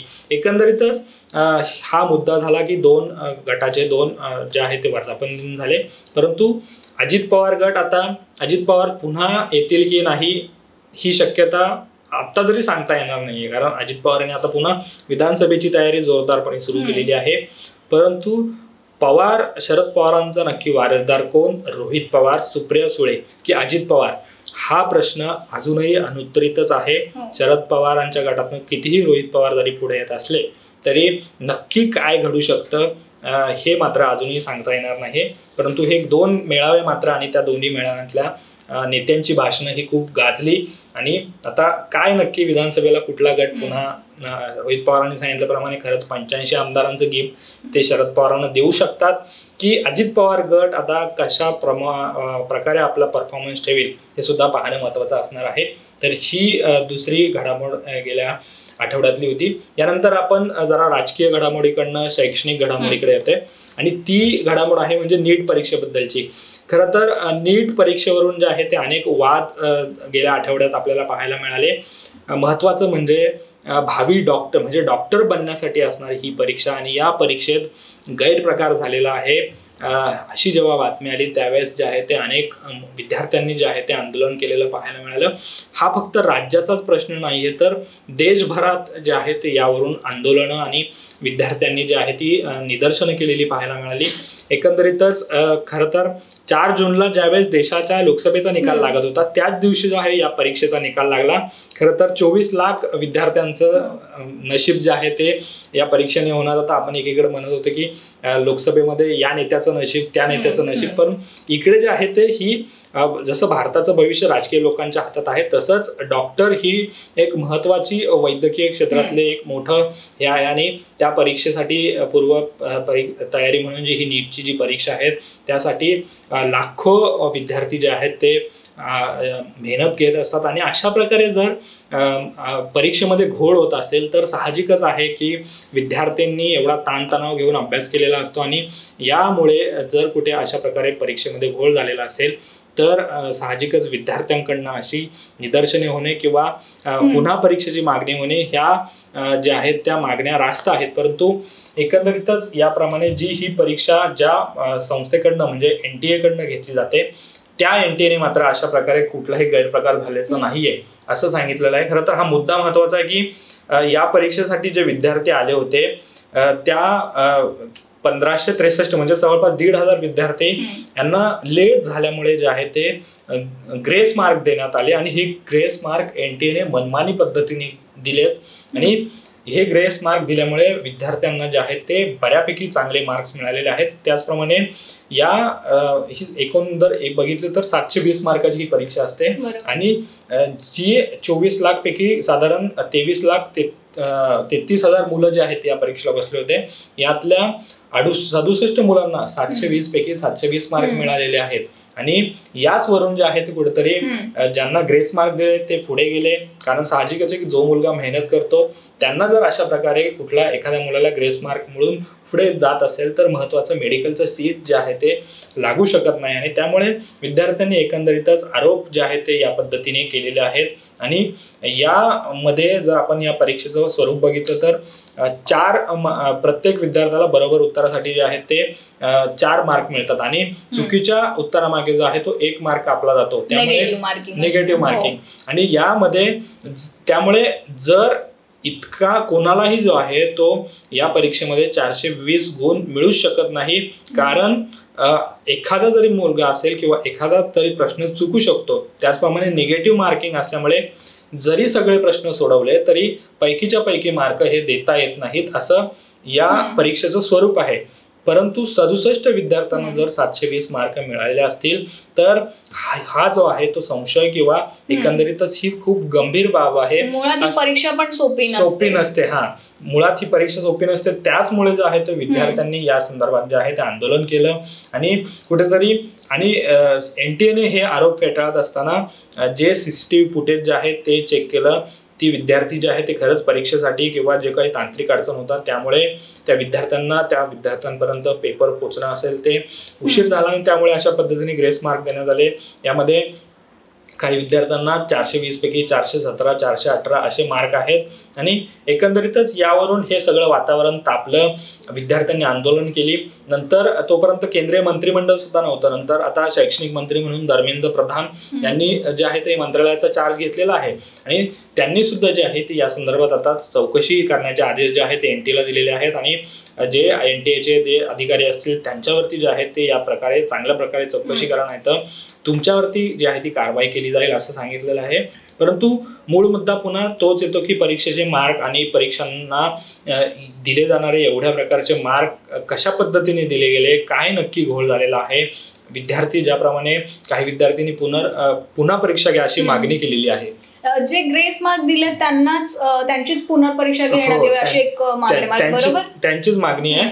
खरं तर या संदर्भात जे आहे ते 13 जूनला कोर्टात जे आहे ती सुनावणी झाली.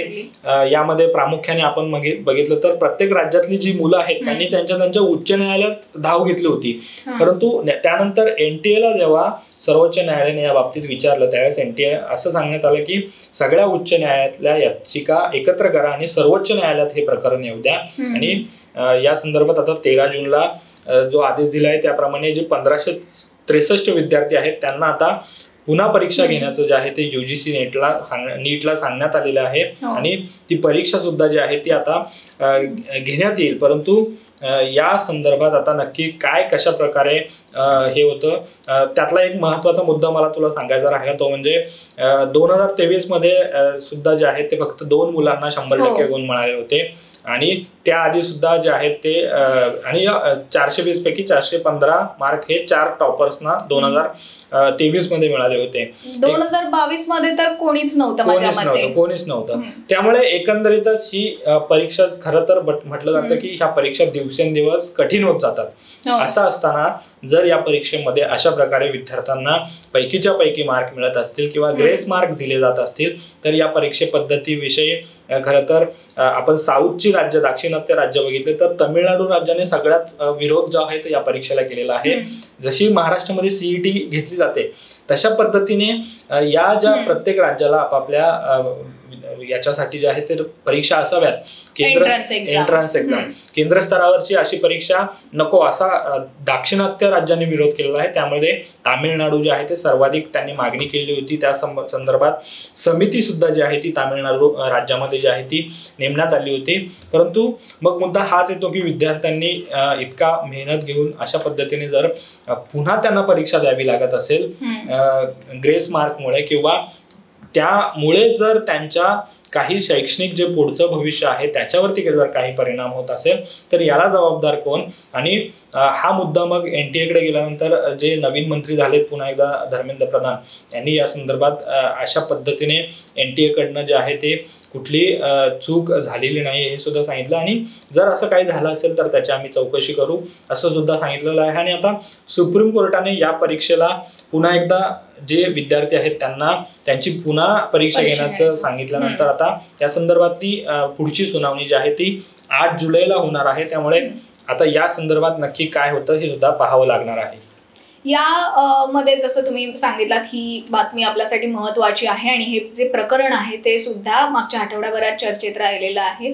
खरं तर ही मेडिकल अर्थात वैद्यकीय क्षेत्रासाठी महत्त्वाची परीक्षा मानली जाते. ज्यांना या क्षेत्रात जायचं असतं त्यासाठीची ही एंट्रन्स एक्झाम असते आणि आत्तापर्यंतचा जो आपण निकाल पाहिला की आत्तापर्यंतचे जे निकाल आहेत त्यामध्ये यावर्षी मोठी तफावत निर्माण झालेली आहे आणि त्यामुळेच विद्यार्थी आणि पालकांमध्ये आता ही शंका निर्माण झालेली आहे. या प्रकरणी पुढे काय होतं हे पाहणं सुद्धा महत्त्वाचं असणार आहे. जसं तुम्ही सांगितलं 8 जुलैला पुढचा निकाल येणार आहे, याकडे आपलं लक्ष असणारच आहे. मात्र पुढच्या बातमीकडे आता सध्या आपण वळूयात. चौथी बातमी जी आहे ती मागच्या आठवडाभरात गाजलेली आहे ती म्हणजे मराठा आरक्षणाची. खरं तर मागच्या अनेक महिन्यापासून हे जे मराठा आरक्षणाचा मुद्दा आहे तो चांगलाच चर्चेत आहे. कारण मराठा नेते जे आहेत मनोज जरांगे पाटील यांच्यामुळे हे प्रकरण हे आरक्षणाचा मुद्दा हा दिवसेंदिवस तापताना पाहायला मिळतो आणि अशातच मनोज जरांगे यांनी पुन्हा एकदा आमरण उपोषणाची हाक दिली होती. 8 जून ही तारीख आहे बरोबर. 8 जूनला मनोज जरांगे हे पुन्हा एकदा 4 जूनला होणार होतं, परंतु लोकसभाच्या निकालामुळे त्यांनी पुढे ढकललं होतं आणि त्यानंतर 8 जून ही तारीख आमरण उपोषणासाठी डिक्लेअर करण्यात आली. आणि आपण पाहिलंच की 5 दिवस सलग मनोज जरांगे यांनी हे आमरण उपोषण केलं होतं, अन्न पाण्याचा त्याग केला होता. त्यामध्ये त्यांची प्रकृती पुन्हा एकदा खालावली होती आणि आपण वैद्यकीय उपचार घेणार नाही असं सुद्धा त्यांनी यावेळेस सुद्धा सांगून टाकलं होतं.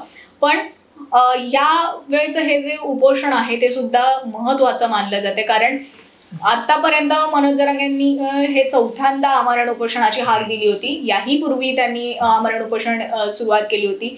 त्यानंतर सरकारला नमतं घ्यावंच लागलं होतं आणि सरकारनं ज्यानंतर आपण पाहिलं की इथं जेव्हा मुंबईत येण्याचा इशारा मनोज जरांगेंनी दिला होता त्यानंतर मुख्यमंत्रींना एकनाथ शिंदे यांना स्वतः जरांगेंची भेट घ्यायला यावं लागलं. नवी मुंबईतच त्यांचं हे जे वादळ आहे मराठा वादळ हे थांबवण्यात आलं होतं. पण तरीही आपल्या ज्या मागण्या आहेत त्या पूर्ण झाल्या नाहीत असं म्हणत मराठा समाज आक्रमक होताना पाहायला मिळतो आणि त्यामुळेच जरांगे हे सुद्धा वारंवार आंदोलन करतात आणि त्याच मागणीसाठी जरांगेंनी पुन्हा एकदा आमरण उपोषणाची हाक दिली होती. खरं तर यावेळेसचं उपोषण जे आहे ते महत्त्वाचं होतं कारण अंतरवाली सराटी इथंच त्यांनी आमरण उपोषणाची हाक दिली होती. पण इथल्या गावकऱ्यांनीच त्यावेळेस या आंदोलनाला विरोध केला होता. तसं अर्ज सुद्धा देण्यात आला होता आणि पोलीस परवानगी सुद्धा या आंदोलनाला नव्हती. पोलिसांनी परवानगी नाकारली होती. पण तरी सुद्धा आपण या उपोषणाला बसणारच असा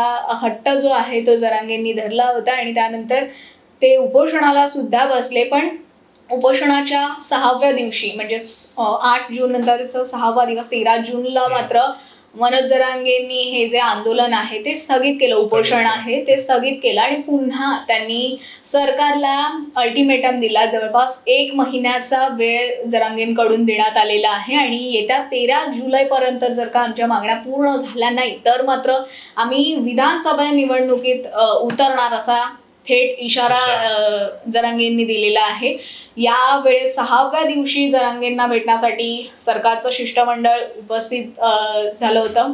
जरांगेंची भेट घेण्यासाठी या शिष्टमंडळामध्ये शंभूराज देसाई असतील आणि नवनिर्वाचित खासदार छत्रपती संभाजीनगरचे नवीन खासदार संदीपान भुमरे सुद्धा या शिष्टमंडळात होते. याशिवाय भाजपकडून राणा जगजितसिंह पाटील यांची सुद्धा प्रमुख उपस्थिती होती आणि अंतरवली सराटी इथं हे शिष्टमंडळ दाखल झाल्यानंतर मनोज जरांगेंची मनधरणी करण्यात आली. सरकार तुमच्या विरोधात नाहीये, मराठ्यांच्या विरोधात नाही, अशा प्रकारचं सांगणं जे आहे ते सरकारकडून या शिष्टमंडळाकडून करण्यात आलं आणि एका महिन्यात जे आहे ते सगळे सोयरी मागणीसह जरांगेंनी वेळ द्यावा 1 महिन्याचा अशी मागणी शंभूराज देसाई यांनी केली होती आणि शंभूराज देसाईंची विनंती जी आहे ती आम्ही मान्य करतो असं म्हणत पुन्हा जरांगेंकडून वेळ देण्यात आलेला आहे आणि त्यानंतर जरांगेंनी उपोषण स्थगित केलं. स्थगित केल्यानंतर मात्र मनोज जरांगे यांची प्रकृती जी खालावली होती त्यानंतर त्यांना छत्रपती संभाजीनगर रुग्णालयात दाखल करण्यात आलं. पण इथं सुद्धा आपण आपल्या भूमिकेवर ठाम आहोत असं त्यांनी सांगितलेलं आहे आणि मुळात त्यांनी विधानसभेचा इशारा दिलेला आहे. विधानसभेमध्ये आम्ही उतरणार आणि नावं घेऊन त्या मतदारसंघातल्या उमेदवाराला पाडणार असा इशारा सुद्धा जरांगेंनी दिलेला आहे. जरांगेंनी हा इशारा दिला असला तरी लोकसभेमध्ये जरांगे फॅक्टर किंवा जरांगेंचा किती परिणाम झाला हे आपण बघितलं. खास करून मराठवाड्यामध्ये तू जर बघितलंस तर आता 6व्या दिवशी शिष्टमंडळ म्हणून शंभूराज देसाईंच्या नेतृत्वात जे शिष्टमंडळ गेलं होतं, शंभूराज देसाई वगळता पहिल्या दिवसापासून 6व्या दिवसापर्यंत जे आहे ते खास करून मराठवाड्यातले नेते जे आहेत ते जरांगे पाटलांना भेटायला गेलेले आपल्याला सर्वाधिक पाहायला मिळालं. यामध्ये बीडचे खासदार बजरंग सोनावणे असतील, नांदेडचे खासदार वसंतराव चव्हाण असतील, स्वतः संभाजीनगरचे खासदार संदीपान भुमरे असतील, त्याचप्रमाणे राणा जगजितसिंह पाटील हे सुद्धा होतेच. आणि शिष्टमंडळ सरकारचं शिष्टमंडळ येण्याआधी विधान परिषदेचे विरोधी पक्षनेते अंबादास दानवे गेले होते, तानाजी सावंत जे मंत्री आहेत मंत्रिमंडळातले हे सुद्धा गेले होते. खास करून विरोधी पक्षनेते दानवेंनी त्यावेळेस अशी मागणी केली की जे कोणी शिष्टमंडळ असेल सरकारचं ते मराठवाड्यातल्या नेत्याच्या नेतृत्वात असावं अशी मागणी जी आहे ती दानवेंनी केली होती. अर्थात शंभूराज देसाई यांच्या नेतृत्वात जरी हे मंत्रिमंडळ शिष्टमंडळ गेलं असलं तरी शंभूराज देसाई यांनी पूर्णपणे सांगितलं आहे की तुम्ही उपोषण मागे घ्या. खरं तर तू मगाशी 1 महिन्याचं सांगितलंच, परंतु जरांगेंची मागणी ही फक्त 15 दिवसांची होती. परंतु ज्या आहेत त्या आता विधान परिषदेच्या निवडणुका आहेत, विधिमंडळाचं अधिवेशन सुरू होतंय 27 जूनला आणि जी सगळे सोयऱ्याची जी मागणी आहे मनोज जरांगे पाटील यांची त्या सगळे सोयऱ्यांच्या मागणीवरती अजूनही काम जे आहे ते सुरू आहे. एकंदरीतच असं सांगितल्यानंतर हे उपोषण जे आहे शंभूराज देसाईंनी सांगितल्यानंतर हे उपोषण 1 महिन्यासाठी स्थगित केलंय. खरं तर 12 जुलैला अधिवेशन संपते, पावसाळी अधिवेशन, आणि 13 जुलै हा पुन्हा एकदा जरांगेंनी दिलेला अल्टिमेटमची शेवटची तारीख आहे. त्यामुळे आता 1 महिन्यात सरकारकडनं काय पावले उचलली जातात हे पाहावं लागेल. परंतु आपण मनोज जरांगे पाटील यांच्या आंदोलनाची जर टाइमलाईन बघितली, साधारण सप्टेंबरपासून हे आंदोलनाचं जे आहे ते महाराष्ट्रामध्ये दिसू लागलं. अंतरवली सराटी येथे लाठीचार्ज झाला.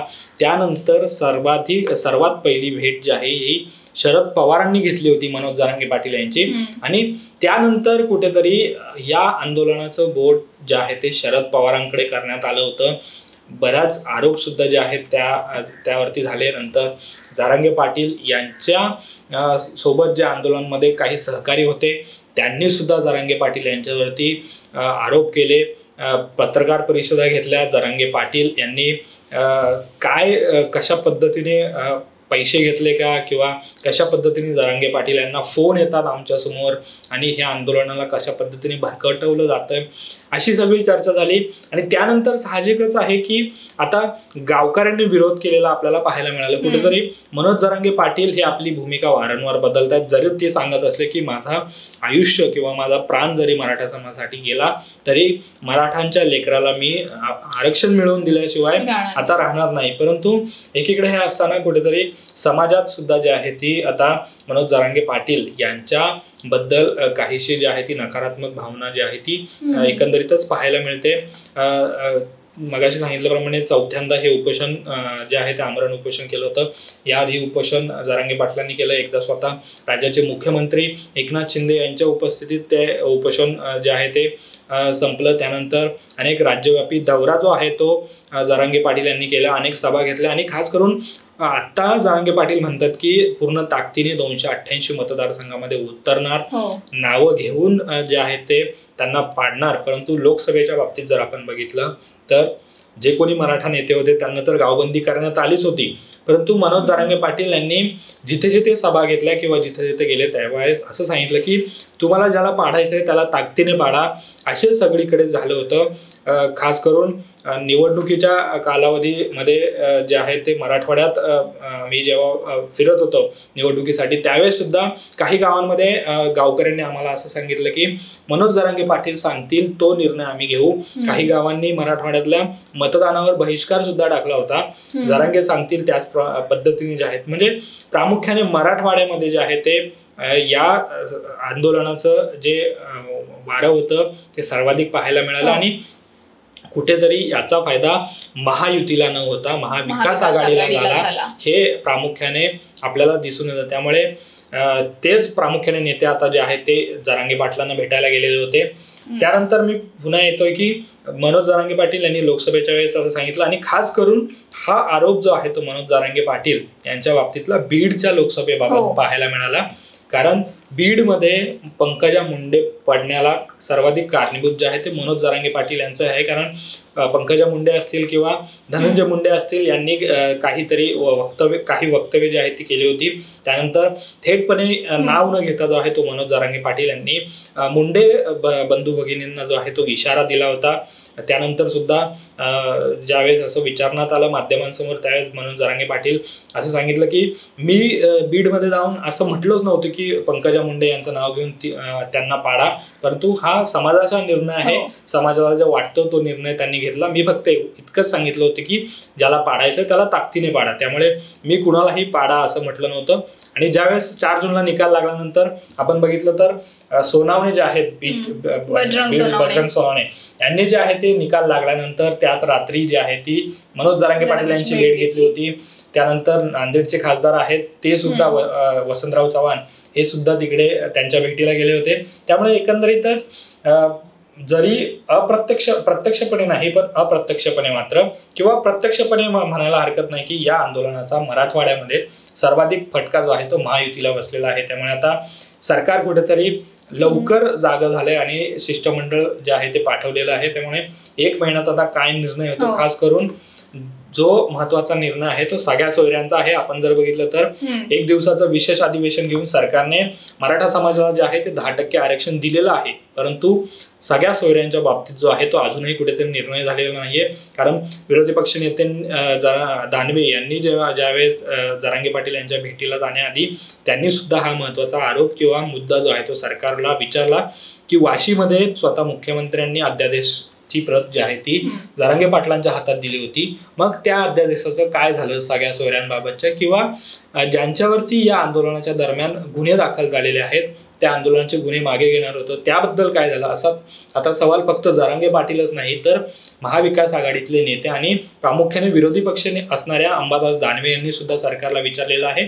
त्यामुळे सरकार नक्कीच कुठेतरी आता या बाबतीत जे आहे ते गांभीर्याने या सगळ्याकडे बघायला लागले. कारण लोकसभेला जो आहे तो सर्वाधिक फटका बसलेला आहे, विधानसभेला नको. आणि हे असतानाच विधानसभेबाबत जरांगेंनी मोठी घोषणा केली की 288 मतदारसंघामध्ये जे आहे ते उमेदवार उतरेल. त्यामुळे आता नक्की काय होतं हे पाहावं लागणार आहे. पण मनोज जरांगे राजकारणात उतरणार असं पण आता एक चर्चा सुरू झालेली आपण पाहतोय. कारण जे त्यांनी वक्तव्य केले 288 मतदारसंघात उमेदवार पाडणार किंवा जर का आमच्या मागण्या पूर्ण झाल्या नाही तर राजकारणात उतरणार असं जे वक्तव्य केलं होतं त्याला कुठेतरी धरून हे वक्तव्य केलं जाते किंवा अशा चर्चा सुरू झाल्यात की मनोज जरांगे राजकारणात उतरतील का. पण तशी शक्यता फार कमी आहे. कारण जरांगे याच्या आधीपासून सुरू होत्या, बरोबर. जेव्हापासून मनोज जरांगेंचं आंदोलन सुरू झालं तेव्हापासूनच बोललं जातं की मनोज जरांगे हे राजकारणात उतरणार, किंवा त्यांच्यावर तशी विरोधकांकडून सुद्धा टीका होत होती की राजकारणात येण्यासाठीच मनोज जरांगे हे असं प्रयत्न करतात, असे आरोप त्यांच्यावर केले जात होते. पण वारंवार जरांगे म्हणतात की मी राजकारणात येणार नाही, माझा आरक्षणाचा मला जे आरक्षण हवं आहे समाजासाठी मी हे फक्त करतो आहे, आणि असं सांगत ते राजकारणात येणार असल्याच्या चर्चांना ते वारंवार खंडन करतात त्या चर्चांचं. त्याचसोबत जे आपण सगळे सोयऱ्यांच्या जी त्यांची मागणी आहे, जी महत्वाची मागणी आहे, त्यावर सुद्धा यावेळेस भाष्य करण्यात आलं. जे शिष्टमंडळ गेलं होतं, शंभूराज देसाई यांनी असं म्हटलं की सगळे सोयऱ्यांची अंमलबजावणी करण्यासाठी सरकार दिरंगाई करते, असं जे जरांगेंकडून किंवा मराठा समाजाकडून आरोप होत होता. त्या संदर्भात शंभूराज देसाई असं म्हणाले की असं नाहीये, असा गैरसमज जरांगेंनी करून घेऊ नये, आणि हा जो विचार आहे की सरकार दिरंगाई करते तो जरांगेंनी डोक्यातून काढावा, असं जे वक्तव्य आहे ते शंभूराज देसाई यांनी केलं होतं. पण असं जरी असलं तरी सध्या तुर्तास हे आंदोलन स्थगित करण्यात आलेलं आहे, पण 1 महिन्याचा जो वेळ दिलेला आहे, जो याही आधी जरांगेंनी सरकारला दिला होता, पण त्यावेळेस काहीच जरांगेंच्या हाती लागलं नव्हतं. त्यामुळे आता तरी हे जे अल्टिमेटम आहे तो त्याचं काय म्हणू शकतो आपण, त्याचं सकारात्मक असणार का, हा वेळ जो आहे तो जरांगेंसाठी सकारात्मक असणार की नाही हे पाहणं महत्वाचं आहे. कारण या 1 महिन्यानंतर नेमकं काय घडतंय हे पाहणं महत्वाचं असणार आहे. जरांगे आणखीन आक्रमक होणार का, असा प्रश्न सुद्धा या निमित्तानं उद्भवलेला आहे. त्यामुळे हा आठवडा सुद्धा या आरक्षणाच्या मुद्द्यासाठी किंवा या आंदोलनासाठी, मराठा आरक्षणासाठी महत्वाचा मानला जातोय. या पुढच्या बातमीकडे आपण वळूया, जी पुढची आणि आपली शेवटची बातमी आहे. खरं तर या आठवड्याभरातली आपण शेवटची जरी असली तरी ती राजकारणासाठी महत्वाची आहे. फक्त राज्याच्याच नाही तर देशाच्या राजकारणात आपण म्हणू शकतोय. लोकसभेत पराभव झाल्यानंतर उपमुख्यमंत्री अजित पवार यांच्या पत्नी सुनेत्रा पवार यांना थेट राज्यसभेची वर्णी लागली, राज्यसभेची उमेदवारी त्यांना मिळाली. आणि खरं तर ही जी उमेदवारी आहे ती नक्कीच महत्वाची ठरली जाते. बारामती लोकसभा मतदारसंघात सुनेत्रा पवार यांचा पराभव झाला, पण तरी सुद्धा इथं त्यांना राज्यसभेची उमेदवारी मिळेल किंवा सुनेत्रा पवारांना राज्यसभेवर पाठवलं जाईल अशी शक्यता बोलून दाखवण्यात येत होती, आणि तशा चर्चा सुरू झाल्या होत्या. आणि लगेचच जवळपास 8-9 दिवसातच लोकसभेच्या निकालानंतर लगेचच सुनेत्रा पवार यांची राज्यसभेवर वर्णी लागलेली आहे. बिनविरोध ही निवड झाली असं जरी सांगण्यात आलं असलं तरी छगन भुजबळ यांच्या नाराजीचा मुद्दा सुद्धा आपण पाहिलाच यावेळेस तापला होता.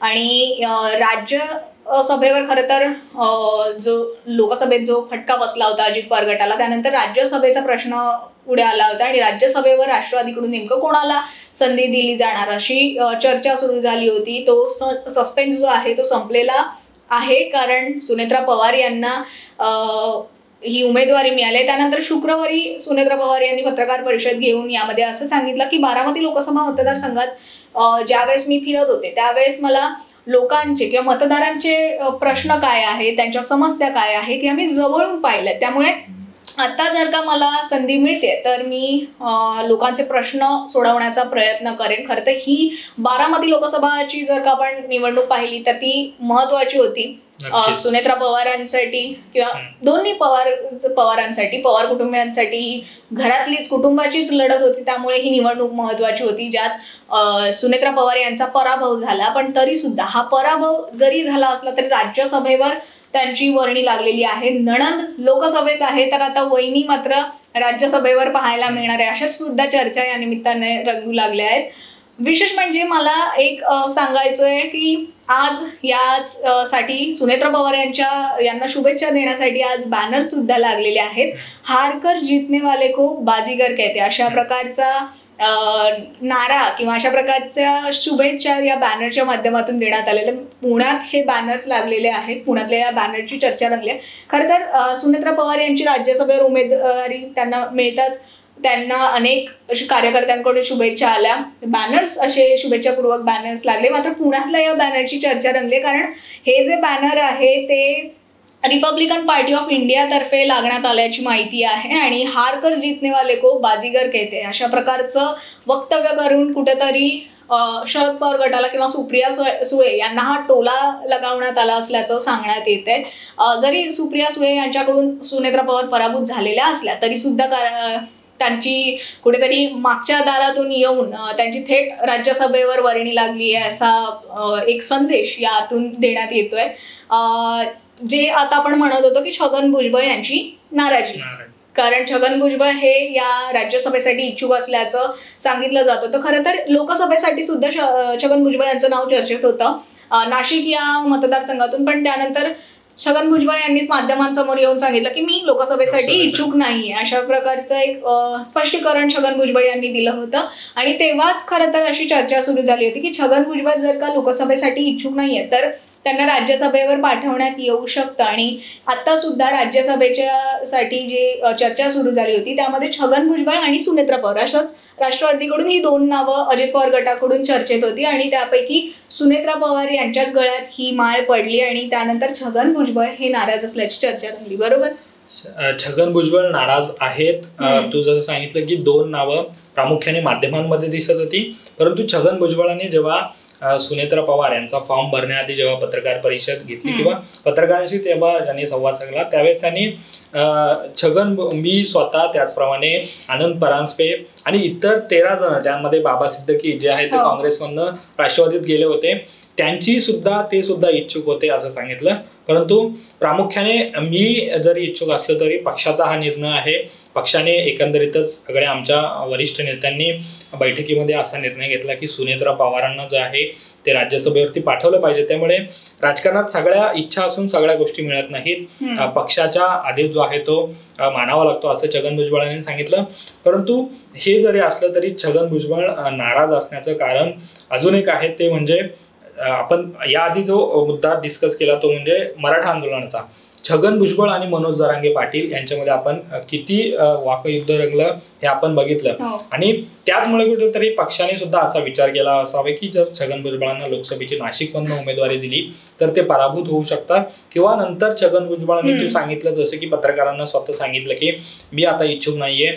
हा मुद्दा महत्वाचा आहेच की त्यांनी लोकसभा लढवली नाही, परंतु राज्यसभेची ही जागा आहे ती खरंच महत्वाची होती. आपण जर बघितलं तर राज्यसभेची ही जागा प्रफुल्ल पटेलांच्या राजीनाम्यामुळे रिक्त झाली होती. कारण गेल्या 2 महिन्यापूर्वी ज्या निवडणुका झाल्या ज्यामध्ये अशोक चव्हाण आणि इतर सगळे नेते जे आहेत ते राज्यसभेवरती गेले, त्यावेळेस राज्यसभेवर असणारे प्रफुल्ल पटेल यांनी स्वतःच्या राज्यसभेचा राजीनामा दिला ज्याची 4 वर्ष बाकी होती आणि पुन्हा एकदा ते राज्यसभेवरती निवडून आले. आणि त्यावेळेस एक महत्वाचं विधान जे आहे ते प्रफुल्ल पटेल यांनी केलं होतं की हा राजीनामा मी कशासाठी दिलाय हे तुम्हाला नंतर कळेल आणि ते खरं तर आता स्पष्ट झालंय. त्यामुळे जरी आपण असं म्हणत असलो की सुनेत्रा पवार यांना ही राज्यसभा दिली, परंतु कुठेतरी अजित पवार गटाला किंवा इतर नेत्यांना त्याच वेळेस असं वाटत असेल का किंवा वाटलं असेल का की सुनेत्रा पवार या पराभूत होऊ शकतात बारामतीमध्ये. आणि त्यासाठी ही सगळी अर्थात काही जणांनी असंही सांगितलं की काही राजकीय जाणकारांनी जयंत पाटलांना शेवटपर्यंत अजित पवार गटामध्ये येण्यासाठी प्रयत्न चालू होते आणि ही जागा जी आहे ती प्रफुल्ल पटेलांनी जयंत पाटलांसाठी सोडली होती. परंतु नंतर जयंत पाटला या शक्यता ज्या आहेत किंवा या चर्चा आहेत त्या केवळ चर्चा राहिल्या आणि यानंतर आता सुनेत्रा पवारांना जी आहे ती ही राज्यसभेवरती उमेदवारी देण्यात आलेली आहे. बिनविरोध निवड खरं तर ही झाली असं म्हटलं जाते.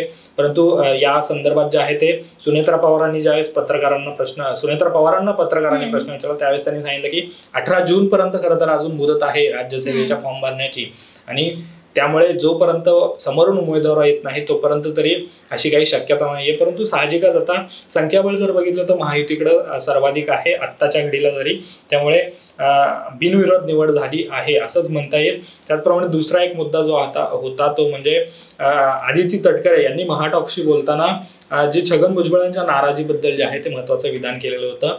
त्यांनी असं सांगितलं की सर्वात पहिल्या शुभेच्छा ह्या भुजबळांनी सुनेत्रा पवारांना दिलेल्या आहेत. आणि त्यानंतर काल पुण्यात जेव्हा अजितदादांनी पत्रकारांशी संवाद साधला त्यावेळेस सुद्धा हा मुद्दा आला की या सगळ्या विरोधकांनी आणि माध्यमांनी लावलेल्या बातम्या आहेत, भुजबळ साहेब जे आहेत ते कुठेही नाराज नाहीत असं अजितदादा जे आहेत ते म्हणाले. त्यामुळे एकंदरीतच छगन भुजबळ नाराज आहेत असं म्हटलं जात असलं तरी त्यांच्या पक्षातील नेते किंवा स्वतः उमेदवार असणाऱ्या सुनेत्रा पवार असतील, आदिती तटकरे असतील, स्वतः अजित पवार असतील, यांनी मात्र अशा पद्धतीची कुठलीही नाराजी नाहीये. आणि छगन भुजबळांनी सुद्धा माध्यमांशी बोलताना सांगितलं की मी फक्त इच्छुक होतो, परंतु पक्षाने तसा निर्णय घेतला, त्यामुळे नाराजीचा काही संबंध नाही. यामध्ये छगन भुजबळांनी असं म्हटलं सुद्धा होतं की माध्यमांना सांगताना की असं जर आहे, मी नाराज आहे की नाही हे अजित पवारांकडूनच तुम्ही विचारून घ्या, अजित पवारांना विचारून घ्या. पण हे सगळं जरी असलं तरी कुठेतरी जी काल छगन भुजबळ यांची एका वृत्तवाहिनीला त्यांनी मुलाखत दिली होती आणि या मुलाखतीमध्ये त्यांनी असं सांगितलं की हो मी इच्छुक होतो. यामुळे सुद्धा तर पुन्हा कुठेतरी चर्चा किंवा तशा बातम्या रंगताना पाहायला मिळतात. कारण ही जी मुलाखत आहे ती गौप्यस्फोट करणारी मुलाखत ठरलेली आहे. छगन भुजबळ यांनी म्हटलं की मी राज्यसभेसाठी इच्छुक होतो आणि मी तशी पक्षश्रेष्ठींकडे इच्छा सुद्धा माझी व्यक्त केली होती आणि हे छगन भुजबळ यांनी स्वतःच मान्य केलेलं आहे. विशेष म्हणजे आपण आत्ताच नाही तर आपण 6 वर्षांपूर्वीच राज्यसभेसाठी इच्छुक होतो असा खळबळजनक दावा सुद्धा छगन भुजबळ यांनी या मुलाखती दरम्यान केलाय. 6 वर्षांपूर्वी सुद्धा मी राज्यसभेची उमेदवारी मागितली होती असं त्यांनी म्हटलेलं आहे. आणि ज्यावेळी मी लोकसभेला माघार घेतली होती तेव्हाच मी सांगितलं होतं आणि त्यामुळे पक्षाकडून अशी घोषणा होईल असं मला वाटत होतं. अशी कुठेतरी आपल्या मनातली खतखत आपण म्हणू शकतो छगन भुजबळ यांनी यावेळी व्यक्त केली होती. TV9 मराठीला त्यांनी ही कालच मुलाखत दिली आणि यावेळेस त्यांनी हे वक्तव्य केलं. त्याचसोबत कार्यकर्त्यांनी वाईट वाटून घेऊ नका असं म्हणत भुजबळांना राज्यसभेवर पाठवू असं त्यावेळेस पक्षाने सांगायला हवं होतं असंही म्हणत आपल्या मनातली जी खतखत आहे ती व्यक्त केली होती. त्यावेळेस जे आपण म्हणाले की प्रफुल्ल पटेल यांची जी जागा जी आहे ती रिक्त झाली होती आणि त्यावेळेस 6 वर्षांपूर्वीचं हे जे वक्तव्य आहे ते छगन भुजबळ यांनी केलेलं आहे आणि यावेळेस सुद्धा राज्यसभेसाठी आपण इच्छुक होतो असं त्यांनी यावेळेस थेट सांगितलं. खरं तर ही गोष्ट छगन भुजबळांच्या बाबतीतच नाही की इतर नेते जे आहेत ते सुद्धा नाराज असण्याची शक्यता आहे. कारण आपण जर बघितलं तर आता खास करून पवार घराण्यातले 3 उमेदवार जे आहेत ते जे संसदेवरती आहेत आणि 2 जे आहेत ते राज्याच्या राजकारणात आहे. एकंदरीतच आता सुनेत्रा पवारांना लोकसभेला पराभूत झाल्यानंतरही राज्यसभेवरती उमेदवारी दिल्यानंतर मग जे इतर नेते पक्ष सोडून जे आहेत ते अजित पवारांसोबत आलेले आहेत त्यांना अर्थातच ही अपेक्षा असणार आहे. जसं छगन भुजबळांनी आता एका मुलाखतीत सांगितलं की 6 वर्षापूर्वी मला हे होतं. बाकीचे नेते सुद्धा पक्षात येताना त्यांना तरी काहीतरी पदाची किंवा राज्यसभा असेल, विधान परिषद असेल याची काहीतरी जे आहे ती अपेक्षा असली असेल किंवा त्यावेळेस तसं अजित पवारांनी त्यांना सांगितलं सुद्धा असेल. त्याचमुळे हे नेते जे आहेत ते अजित पवारांसोबत राहिलेले असतील. यामध्ये खास करून बाबा सिद्दीकींचं नाव येतं. आनंद परांजपे तर पहिल्यापासूनच जे आहे ते पक्षातच होते, फक्त ते अजित पवार गटासोबत आले. परंतु बाबा सिद्दीकी जे आहेत ते काँग्रेसमधनं जे आहेत त्यांनी राष्ट्रवादीच्या अजित पवार गटामध्ये प्रवेश केला. आणि इतरही अजूनही नेते आहेत. छगन भुजबळांनी माध्यमांना तर 13 जण इच्छुक होते असं सांगितलंय, परंतु मी सर्वाधिक इच्छुक होतो. त्यामुळे आता सुनेत्रा पवारांना राज्यसभा दिल्यामुळे कुठेतरी अजित पवार गटात सुद्धा नाराजी जी आहे ती छगन भुजबळ यांच्या जरी ते नाराज नसले तरी यावरून चर्चा जी आहे ती सुरू झालेली आहे. त्यामुळे काय आता याचे जे आहे तो राजकीय परिणाम होणार. कारण अजित पवार गटातलं मगाशीच्या आपण चर्चा करताना रोहित पवारांनी तर सांगितलं की अनेक आमदार आमच्या संपर्कात आहेत. त्यामुळे आता या नाराजीमुळे अजून काही फटका अजित पवारांना बसू शकतो का हे छगन भुजबळांची अजून एक नाराजी आपण अंडरलाईन होते असं म्हणू शकतो. कारण त्याच मुलाखतीत त्यांनी असंही म्हटलं की विधानसभेत मला 40 वर्ष झाली आहेत, मी मंत्रिपद भूषवली आहेत, वय झालं, आता मी कधी संसदेत जाणार. आणि ज्या नेत्यांना किंवा ज्या कार्यकर्त्यांना मी शाखा प्रमुख केलं त्यानंतर ते संसदेत निवडून गेले, मंत्री सुद्धा झाले. आता मलाही वाटतं अशा प्रकारचं आपल्या मनातली जी सल आहे ती या मुलाखतीत छगन भुजबळ यांनी बोलून दाखवली होती. म्हणूनच आता कुठेतरी पुन्हा एकदा छगन भुजबळ यांच्या या नाराजीची चर्चा रंगताना पाहायला मिळते. आणि विशेष म्हणजे आपण जे पाहतोय की मागच्या काही काळामध्ये जी भाषणं होत आहेत त्यामध्ये छगन भुजबळ हे वारंवार कुठेतरी आपल्या जीवाच्या आकांताने सांगायचा प्रयत्न करतायत की आपला मतदार जो आहे मुस्लिम वर्ग असेल किंवा इतर जो समाज असेल, हे समाज ओबीसी समाज हा आपला जो मतदार आहे तो कुठेतरी दुरावतोय.